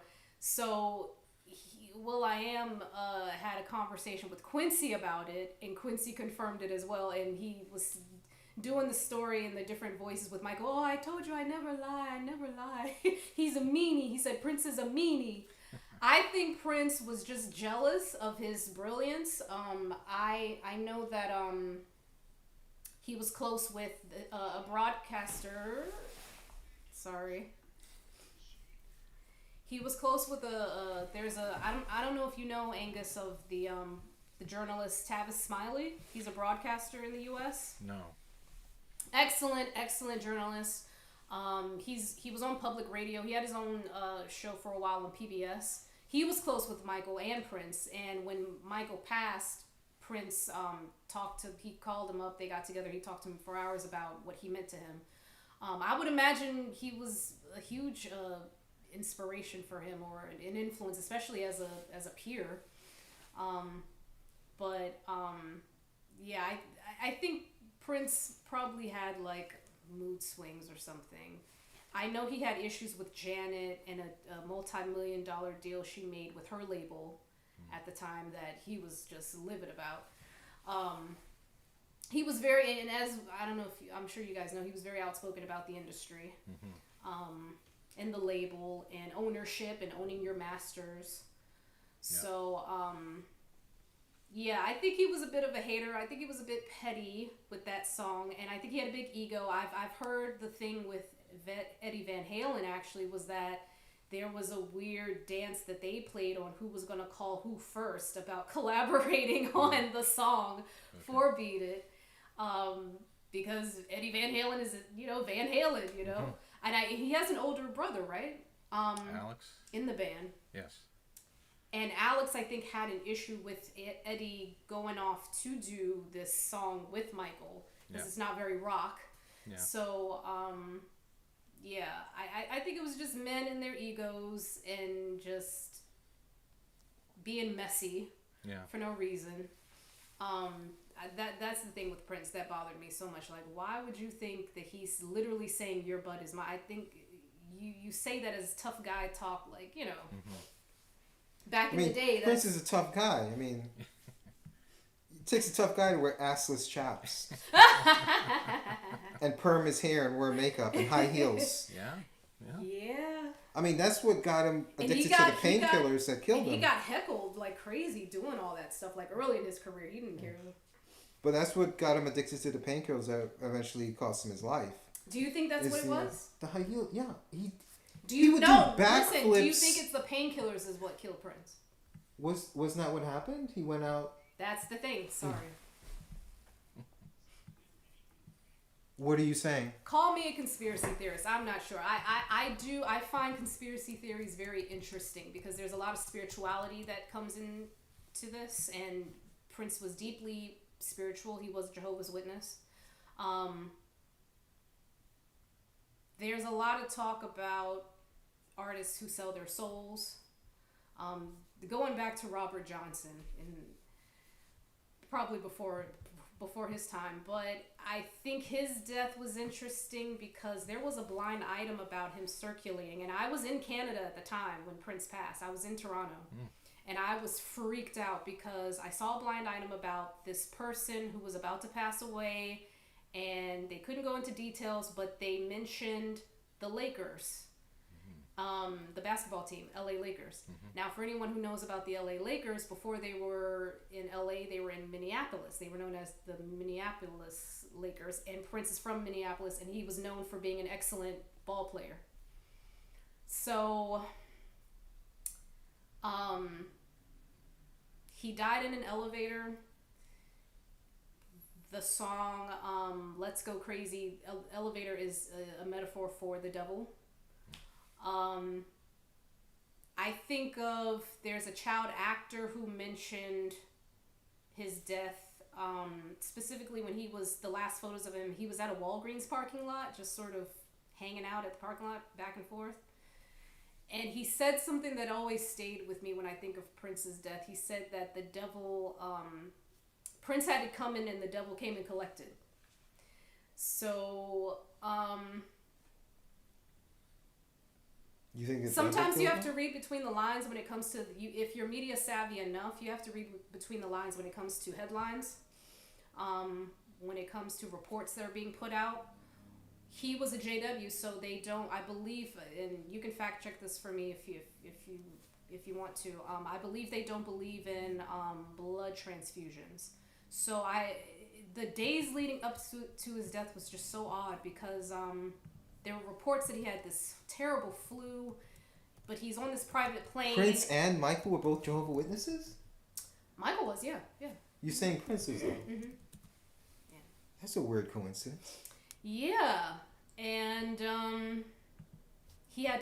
Prince had to make this emergency landing, which was odd because he was close to the studio, his Paisley Park Studios. He's there all the time working. So it was odd that he had to make this emergency landing. All of a sudden, he refused to get his blood drawn at the hospital, things like that. There's a lot of interesting series of events that took place. So I always, again, with certain things, I reserve judgment. I research as much as I can, but you have these people talk about the symbols that you see in music videos, the images, certain signs, and he wouldn't be immune to it. I mean, So what are you saying though? You're saying that it might not be. He might have not lost his life due to painkillers, is what I'm saying. But what I'm asking is, I just find it very interesting that there might be. We don't know these people. We don't know what's going on. Yeah, but I'm actually I don't. So it's a theory that I think is very interesting. Why would someone like Orlando Brown say that the devil came and collected, that Prince had it coming? So for anyone who knows, think it was supernatural? It's possible. It could have been a spiritual death. Mm-hmm. Yeah, people say that car accidents are spiritual deaths. Some say, and Angie Stone, one of my favorite artists of all time, she recently passed in a horrific car accident. Or even when you think about Aaliyah, plane accident, spiritual murder, people believe it's that. So it's interesting theory to explore. To my knowledge, Prince was relatively a healthy guy. I believe he was a vegan. But drugs doesn't affect your diet. He stayed away from red meat. He doesn't strike me as someone who would be an addict to painkillers, but he did have. I know he had hip problems from all of the splits he did on stage, all of those tricks he would do and moves he did, those James Brown moves. He would be on the stage for hours, splits and backflips and jumping up and down in high heels. I mean, that takes a lot of wear and tear on your body. And how many decades was he performing? What I'm saying is that we don't really know. We only know what's being put out there. It's plausible, though. It's only we can only believe what's being shown to us, and we don't know everything. I didn't know he was dating Judith Hill, for example. If you guys don't know who Judith Hill was, she was in Michael, and she has a weird connection between Michael and Prince. She was in Michael's This Is It documentary, and she's a brilliant prodigy. She was actually in the documentary 30 Feet from Stardom. I highly recommend that, about the background singers of the 60s and the 70s. She was hired to sing with Michael. He passes. She performed at his memorial service, the one where he's in the golden casket, or supposedly, I guess, in the golden casket. And then she was with Prince at some point. And I think she was on the jet with him when he had to make that emergency landing. But she might have had to sign an NDA as well. But she was collaborating with him, with Prince. And there's actually a funny clip of them. They're at an airport, and he's playing a joke on her. He's hiding behind one of the glass windows of the airport, trying to pretend like she can't see him. So, well, he's tiny. Yeah. Maybe she really couldn't see him. But what I'm saying is, with these deaths, there is a sense of mystery behind them. We don't really know what happened, but I wouldn't be surprised on a spiritual front if there was something deeper going on. Prince was against artists being reimagined via the hologram or the holograph, I think, during like music festivals and stuff. He thought that was demonic. He thought that was like incorrect, and it wound up happening at the Super Bowl with Justin Timberlake, funny enough, playing piano during the halftime. So I'm not sure if he died from that, But I was very freaked out about the blind item that had circulated about him because he died literally like the next day, and I was freaked out. I was like, oh my gosh, people of certain forces have known, or certain sources have known for a while. It's possible Prince was sick for a while and we didn't know, like with D'Angelo. And we just, he just kept it private. And maybe his inner circle, they had to sign NDAs or something. Because he was a private person. So, Angus, were you able to look up if the lyrics were different for Bad?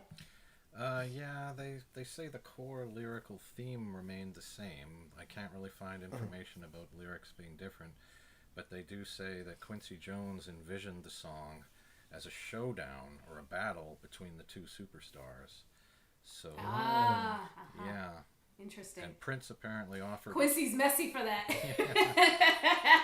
Prince actually offered a different song, Wouldn't You Love to Love Me, instead, but Michael rejected it. So, I don't know if the lyrics were different or if they were identical. Wouldn't you love to love me? I knew you were gonna do something with that. I knew you were gonna do something. Why with wouldn't that. he have a problem with that? Well, he has a problem with your butt is mine, but he doesn't have a problem. But he wants him to sing that. Yeah, that's crazy. But again, ego. Yeah. And apparently Prince converted to Jehovah's Witnesses in 2001 and was baptized in 2003. So. When did Michael die? He died in 2009, June of 2009. I remember exactly where I was. And funny enough, it wasn't TMZ that first broke it. A lot of people tend to think that it was actually E! News, the E! Network. We had basic cable at the house, so I used to love watching E! True Hollywood Stories. I was growing up watching all that, and they would have breaking news. And at the time, it was he had a heart attack, or he went into cardiac arrest. That's what they reported, and I knew that wasn't good because anything with your heart is not good. So I was really, really nervous and scared because your heart stops, that's not good. And then E! News said that he died. They were actually the first network to say that he died before the other networks like ABC and CNN, CBS. But a lot of people tend to associate TMZ with being the first one to break that he died. And funny enough, Farrah Fawcett died the same day, but his death just overshadowed hers. So yeah, I'm pretty sure there were a lot of deaths in 2009, and in my opinion, 2016 was a weird year for celebrities to die. There was a lot, like literally from January 1st of 2016 till I think December 31st, it was deaths just left and right. Natalie Cole died, and David Bowie in January of 2016, and then George Michael died on Christmas Day. Prince died that year. By December 31st, Carrie Fisher and her mom died within like a day of each other. There was a lot of deaths. Yeah, that became a real thing. People would say, "Damn you, 2016," every time. Well, if you're into numerology, there's a significance behind that as well. When you add the numbers together, it can mean something. The end of a life cycle, things like that. So, I believe, if you add up, 2016, that's 9. George Michael was an interesting one. I believe 9 is the number of completion or something to that effect. Okay. George Michael is an interesting one. I remember he was, I always envisioned him as a ladies' man when he had faith and. Well, he was. Father to a child. They just didn't know the truth. He wasn't a ladies' man. He liked lady boys. Yeah. But yeah, it's funny. Once he came out, he seemed like someone who was liberated. Because once he was out the closet, he was like a flamer. He was really. But he might have been like that the whole time. No, I'm saying, he might have been like that behind closed doors. But I'm saying outwardly, now when he came out, he embraced that persona outwardly as opposed to But yeah. But that's a spectrum too. I mean, you have very masculine men who are gay and you wouldn't know it. Yeah. Mm-hmm. And very feminine women who are gay, you wouldn't. But once he knew the cat was out of the bag, he was just like, "Wow, then."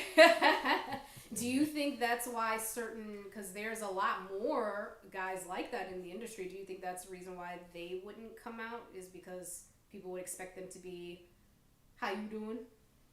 I don't know. Do people even care anymore at this day? Yeah. Really? Especially with the political climate, yes. Yes. Imagine if Leonardo DiCaprio said, "Hey, I'm actually gay." I think people would be happy. They'd be like, all right, he's not banging 22-year-olds anymore. But imagine his female fans. I mean, some of them I would think would be devastated. Like a Rock Hudson type, you know. But is he even a sex symbol anymore? He's still considered art. Have you seen a shirtless picture? He can pull numbers at the box office. Have you seen a shirtless picture of Leo? I don't think so. They like that. They call it dad bod. I think he's gone beyond dad bod. Some people like it. Yeah. I don't know. The running joke with him He looks now, pregnant. which might make people question his sexuality, is the fact that he's known for dating women under like 25. Why would that? I'm confused. Like, why would that question his sexuality?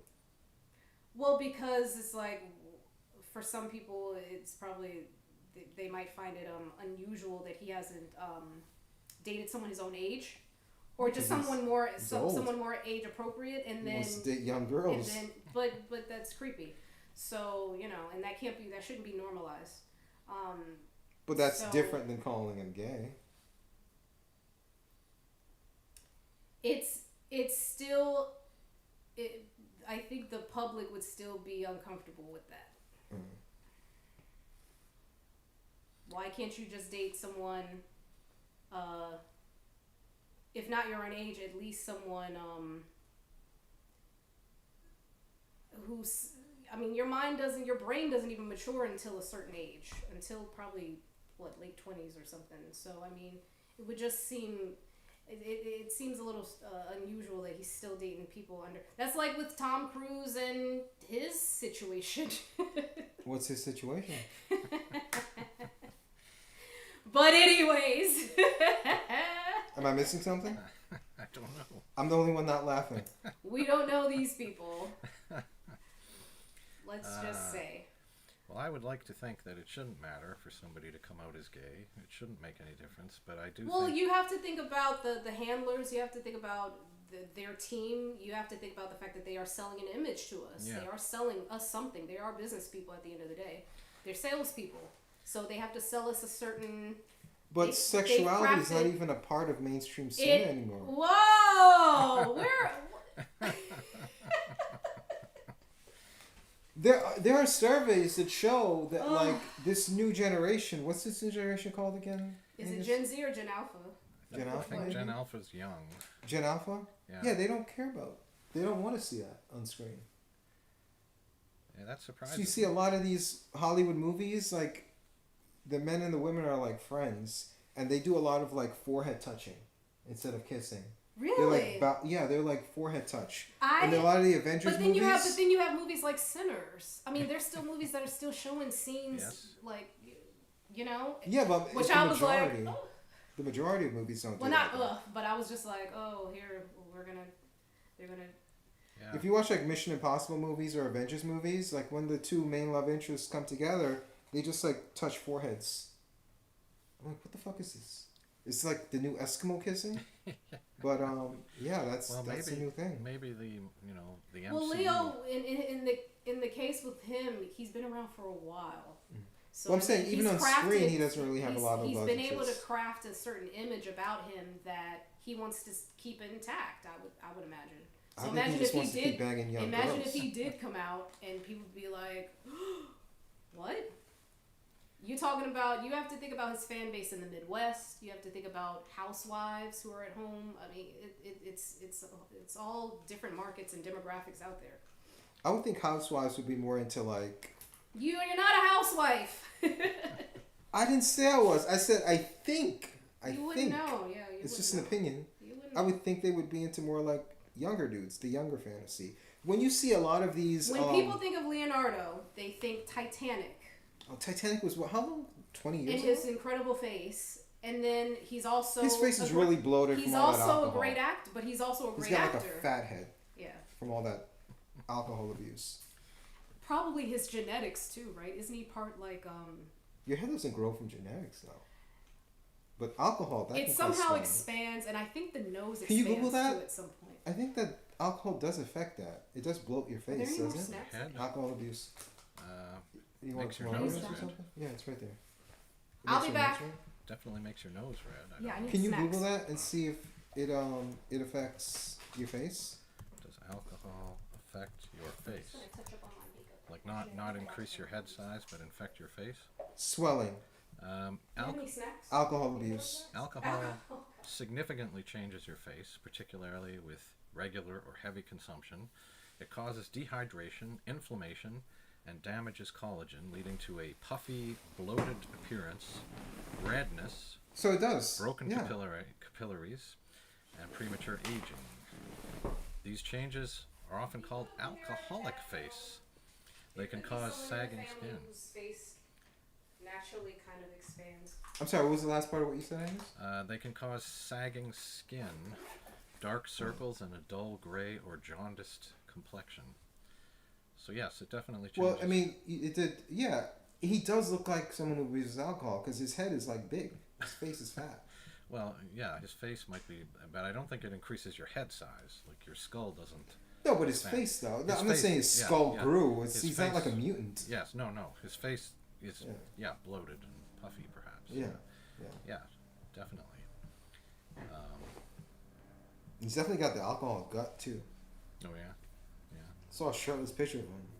Because I was Googling, like, who's this? I heard his new girlfriend was 18, so I Googled the picture of him. And then I just saw him shirtless with her at the beach. I'm like, Jesus, Leo. Like, either, like, lay off the potato chips or, like, put on a t-shirt or something. Yeah. He looked really bad. Yeah. So it's interesting that, both Michael and Prince, and even George Michael, who we were just talking about, they all died in their 50s.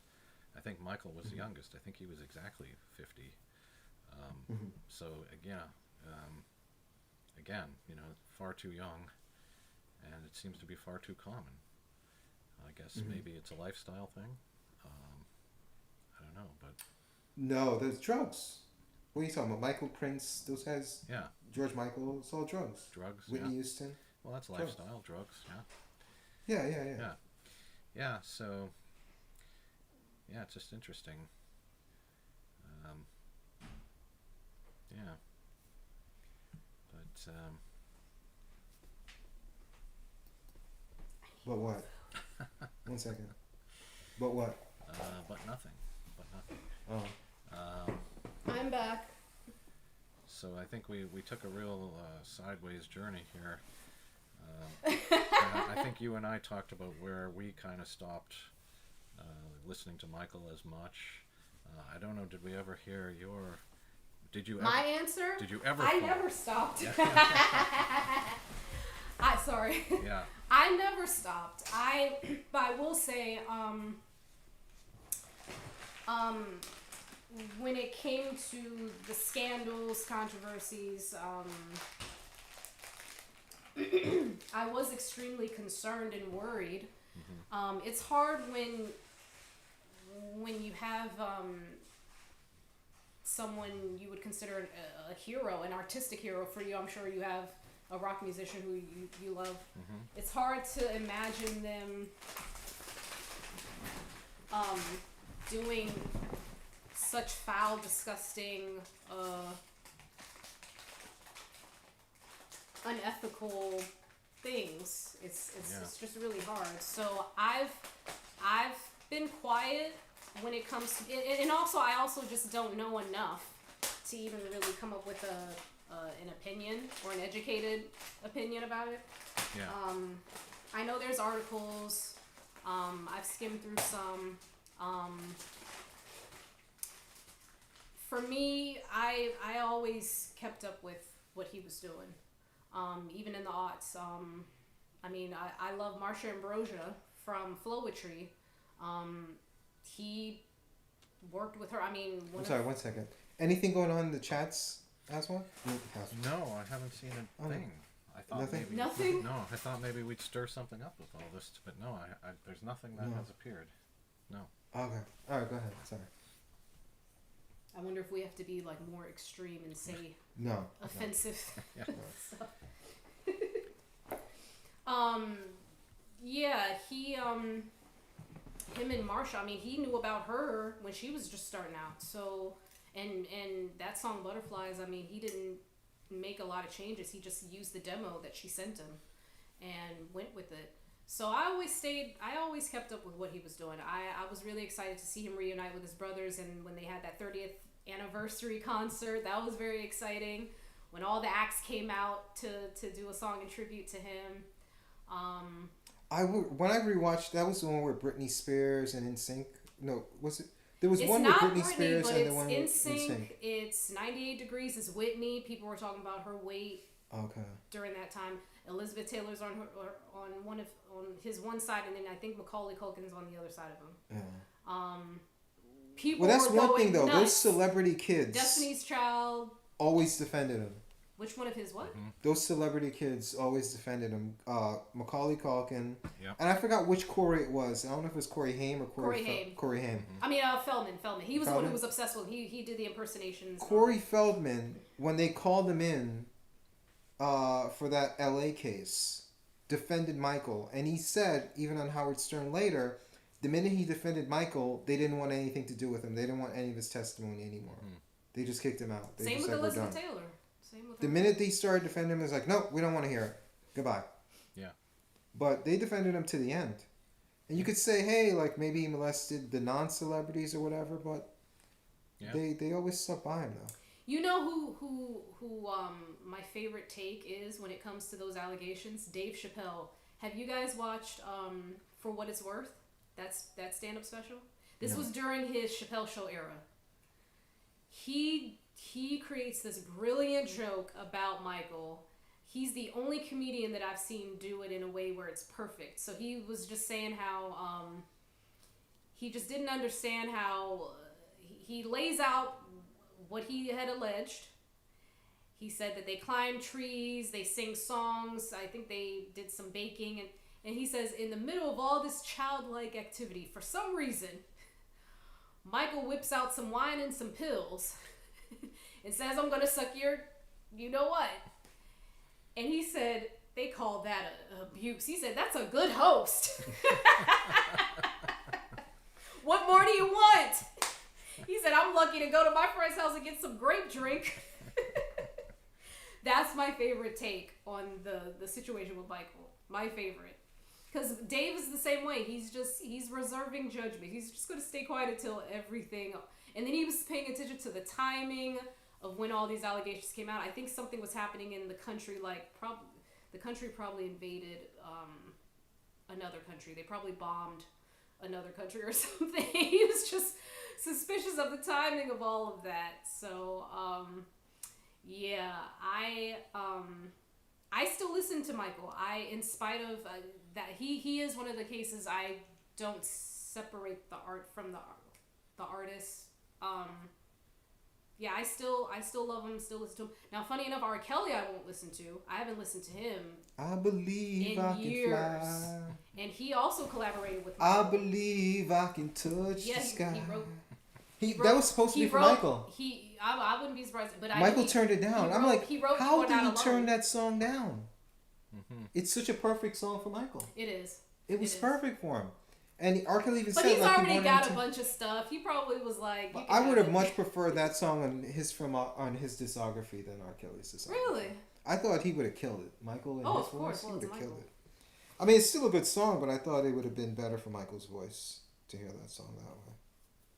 Yeah, Michael, he's a part of my DNA, my musical DNA. He's someone I would pass down to my nieces and nephews, and I mean, he's gonna forever be a part of the music. He's American music too. I mean, how could you not? You're thinking about the Jackson 5. I mean, So that's an interesting question, right? You can't listen to R. Kelly because of moral issues. I can still listen to him, but I do but have do to you admit. want to? Do you just What do you mean? Do I one want to? night? just one night hanging out, you're like, you know what? I think I want to listen to some R. Kelly. Let me set the mood. I mean, I don't listen to him often, but I do listen to him. Interesting. But it is interesting listening to him when you hear all that freaky stuff. Yeah, because he's not talking about... It's different. Yeah, it's different. It does hit different. Yeah, It's different. Yeah, it does. It's like, you goddamn... I've done... So with him, I mean, there's just so much information out now about him. This journalist, Jim DeRogatis, from Chicago, I didn't know R. Kelly was a busker. He used to sing on the street for money. I didn't know that. So he's singing for money now, too. This guy was following him in those days, and it was just exciting for Jim to see this guy blow up. And he was a part of a group, too, before he became a solo artist. He was a part of, what was that group? Public Announcement, I believe it was Public called. Nudity? There's a song that I mean, they you look back at that song you do with Aaliyah, shout out to Aaliyah. Age Ain't Nothing But a Number. He gives a shout out to Aaliyah at the end of that song. Mm-hmm.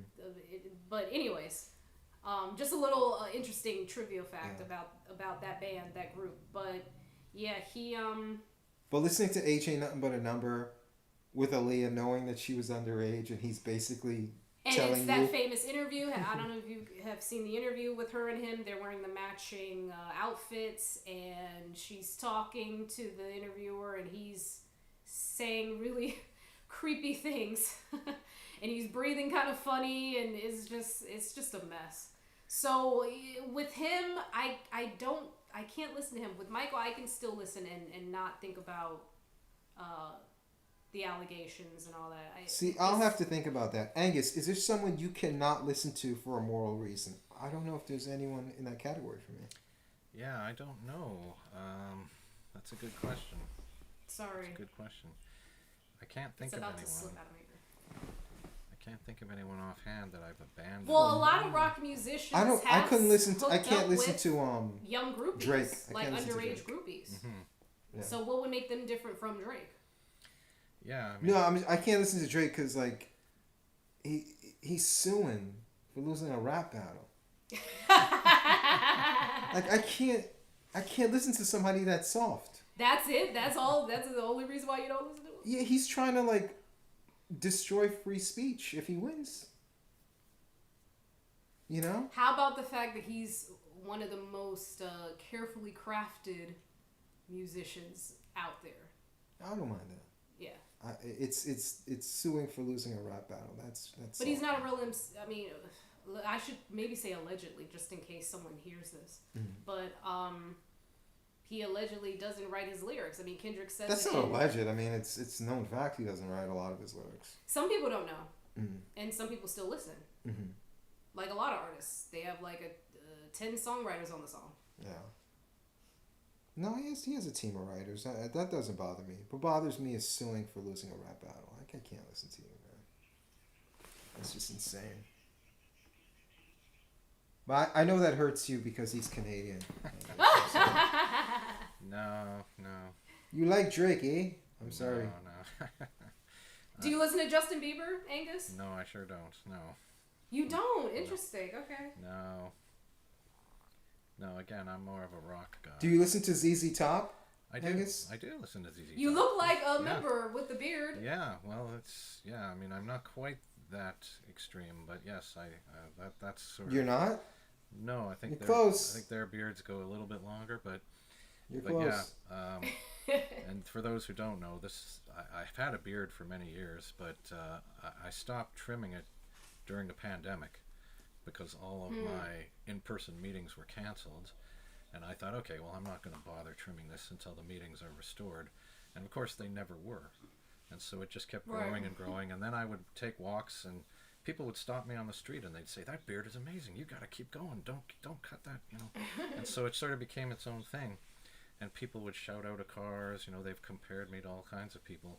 Only once I heard ZZ Top, which I was very pleased about. But yeah, I don't think it's quite as long as theirs, and I'm not sure it ever will. I think it's kind of reached its maximum length in a way.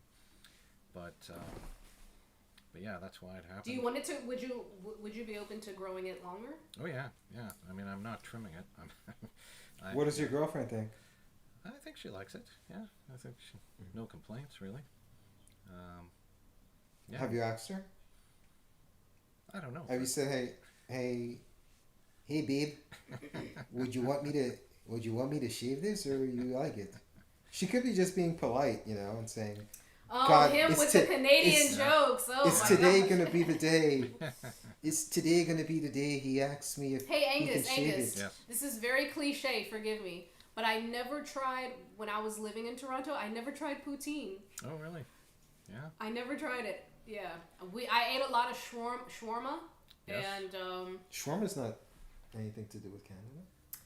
they sell it a lot. It's I mean, they make a popular. lot of it Yeah. at those food. Yeah, it's very popular at the food trucks. And I would just Poutine go. is specifically Canadian, though. Yes. But I never ate it. I never had it. I shopped at Freshco a lot. Dollarama was my favorite store of all time. Nice. I love Dollarama. Yeah. And Sobeys. There was a lot of Sobeys. Oh, yes. Yeah. And they don't sell. You don't sell your alcohol in the grocery store. They have their own separate store, like entirely. Yeah. It's not just like a liquor store. It's like a whole. Yeah. The beer, everything is in one store. It separate depends store. on the province, but yes, I think in Ontario where you were, and I'm in Manitoba. I'm actually. Oh, you're in. Okay. I'm about 7 hours north of Minneapolis, so that's kind Oh, of okay, that's kind okay. of my area. Gotcha. And so yeah, we have special liquor stores that are run by the government, but if you go to Alberta, just a couple of provinces over, they have private liquor stores, and they're on every corner. So it just depends where you are. And the good thing about that is you can get sales if you go there. They'll blow things up. But, like the sort of government-run places, they'll have sales, but it's just like $2 off, and they don't really blow things out in the same way as a private business person sometimes does. But And the weather in your area?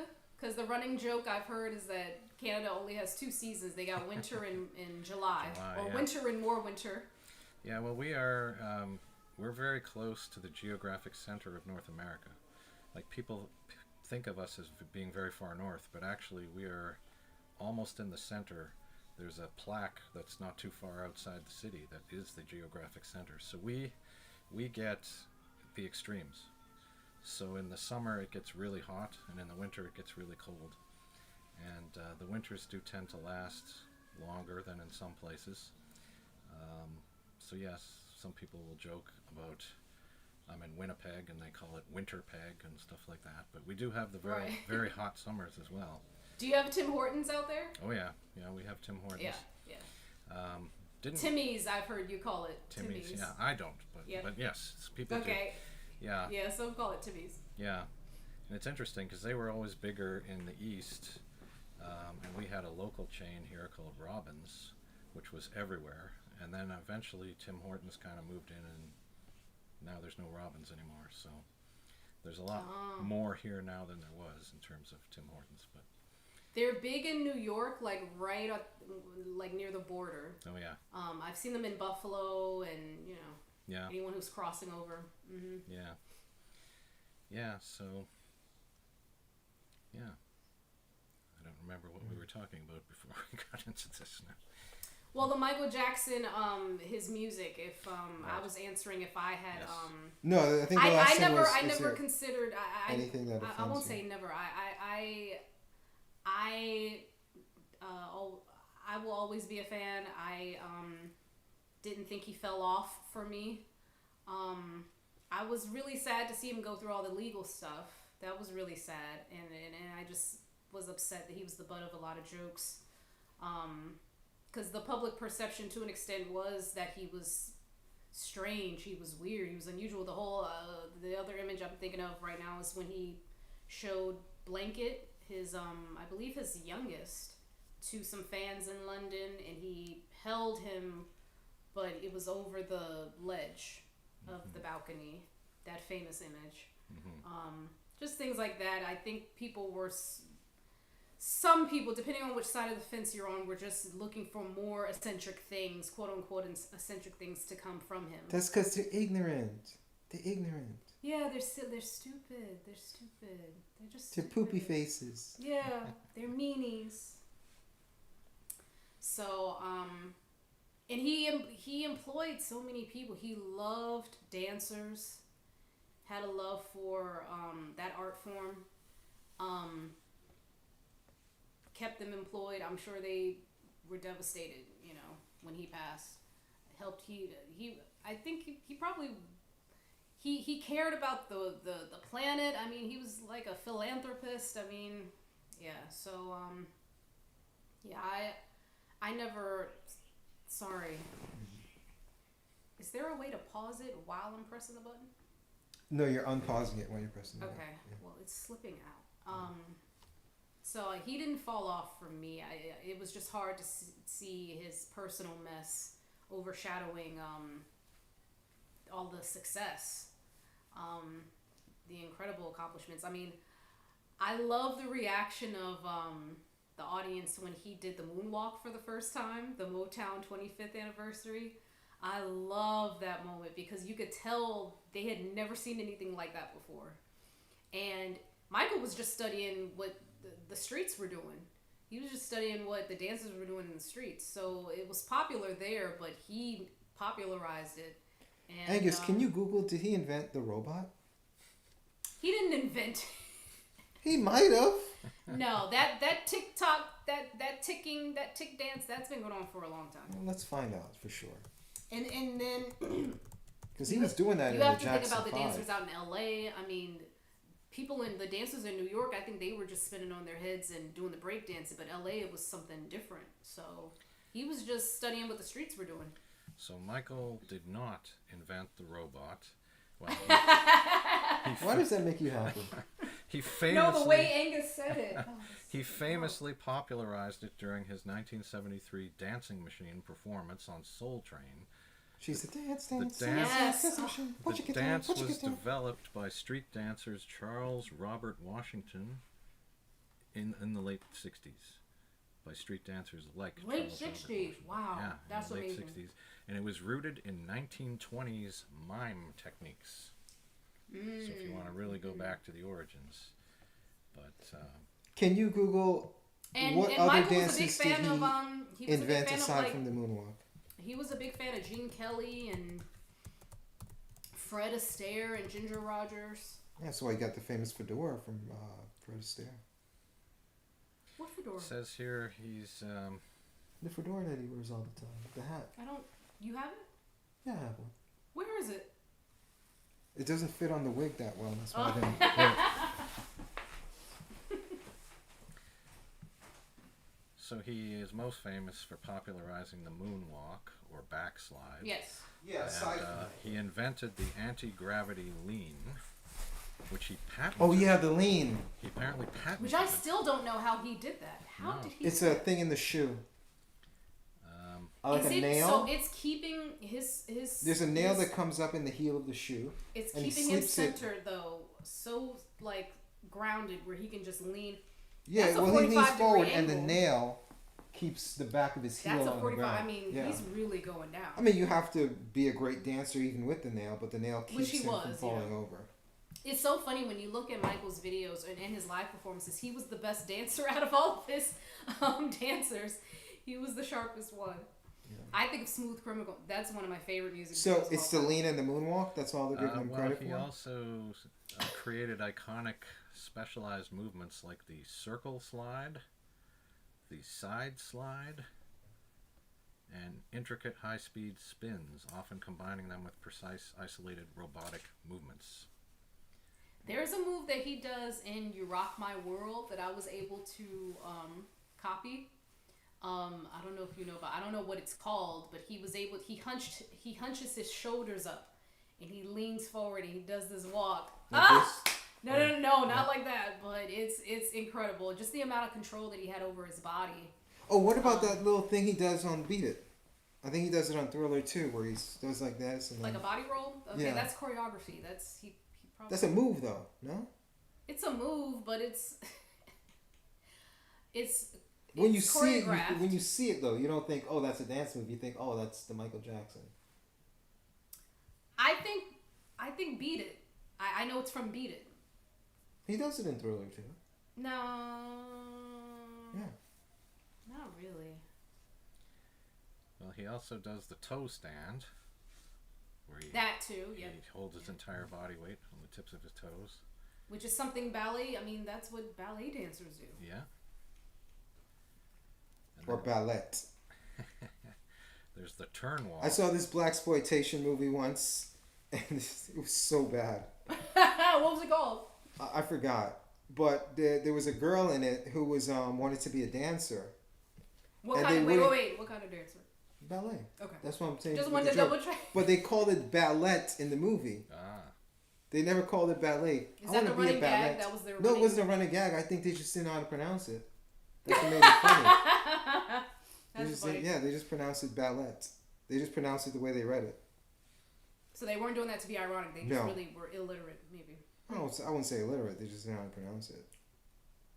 And it's clear they didn't know anything about it either, because like, or a common word. there was no dance choreographer, so she was just like jumping around doing like stupid dances, and it was so low budget. They were like in a bar like dancing and stuff. It was bad. If they do a part 2 to this Michael, would you go and see it? Angus and Sean, would you go out to see it? I liked it. I think I said I liked it. Yeah. I mean, I enjoyed it enough. I think I would. It was good enough. It wasn't anything special. I would give part 2 a chance. And what would you want to see in the second one that you didn't? So what, you guys were talking about, like there wasn't enough.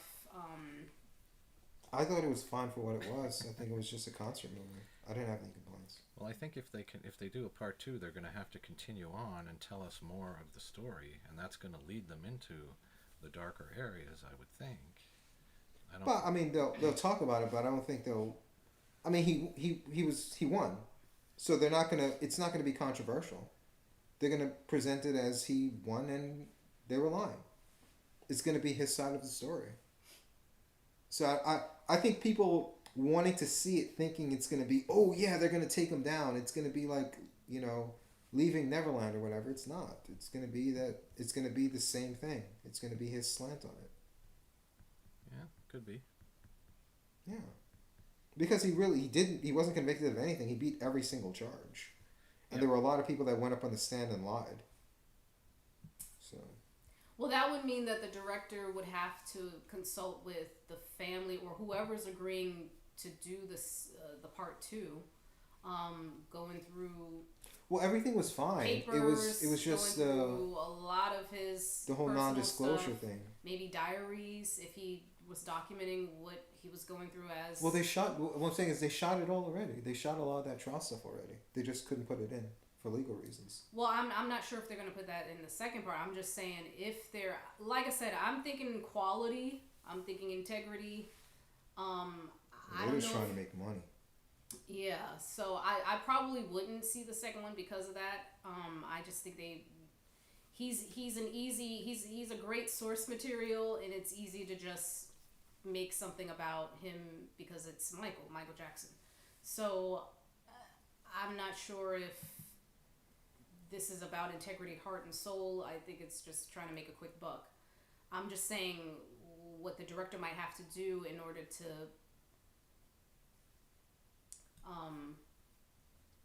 make this a fully realized type project where he might have to really dig through some papers and work with whoever is agreeing to this project, whatever family members are. Because I know Paris has made a statement about the film. I'm not sure what she said. But if Janet didn't want to be a part of it, I mean, that's kind of... Because then you think about the music video Scream. One of the greatest, definitely one of the most expensive of all time. But some people might want to know the backstory behind that or the creative process behind that. So, yeah, I'm wondering what... If Antoine's going to do the second one, what's going to be required? I mean, she's a public figure. I don't think he needs permission to use her, He might if she thinks he's defaming her. I don't think anyone's going to feel defamed. These are popcorn movies. They're not trying to make anyone look bad. Well, that's probably why. I mean, that's why critics don't like it, is because they didn't make Michael. Well, that's probably why she wouldn't want to be a part of it if she thinks it's gonna just not be of quality. So not to interrupt here, but we have had a couple of comments now. Okay. From the Purple Place. Okay. Same person, 3 comments. First comment, shawarma and other halal stuff is super popular in Canada. So we're getting a vote of confidence on that. And the second one is, this lady in white exudes positive energy and happiness. Thank you. It's the nicest If you comment. can see what I'm doing with my hands right now, I'm making the shape of a heart with my hands. Because that carries energy. Right? Yeah. That's the most Whether positive. you do that or the middle finger or that, the devil's side, yes. So that's greatly appreciated. Thank you. That's the most positive comment we've ever gotten. Third comment, Michael Jackson, you make me deeply uncomfortable. That is the third comment. Now the question is she mean Michael Jackson or me? You never know. I don't know.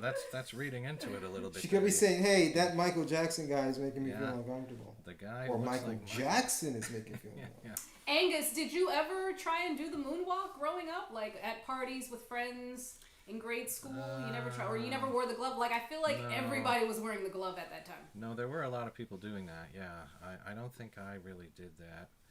Although there was one point where some friends and we were gonna, I don't know what it was, we were gonna enter a talent contest or something, and we were gonna do the song "Beat It."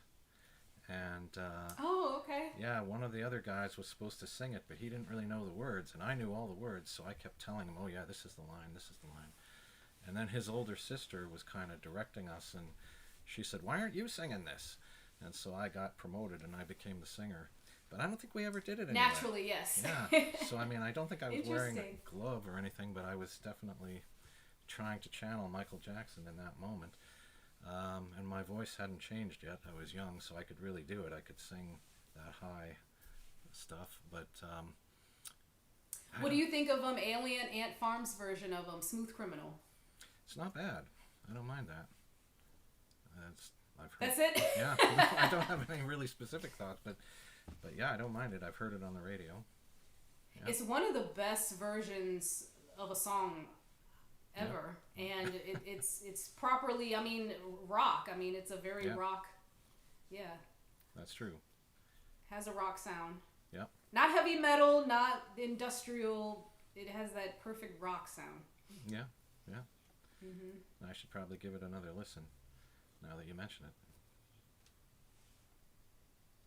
Yeah.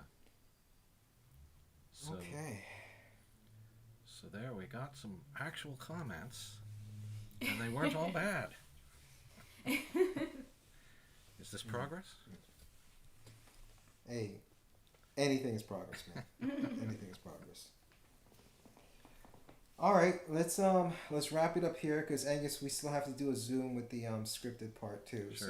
So. Okay.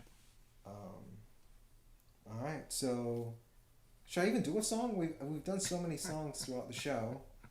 You know, I don't know if I should. You want to exit with a song? I always exit the show with a song. Okay. But it's just a line or two. It's not a Do Man in the Mirror. That's a universal. That's a nice universal one. I should do Man in the Mirror, right? Yeah. I should actually have a mirror in my hand when I do it. Uh-oh. He's getting a mirror. Yeah.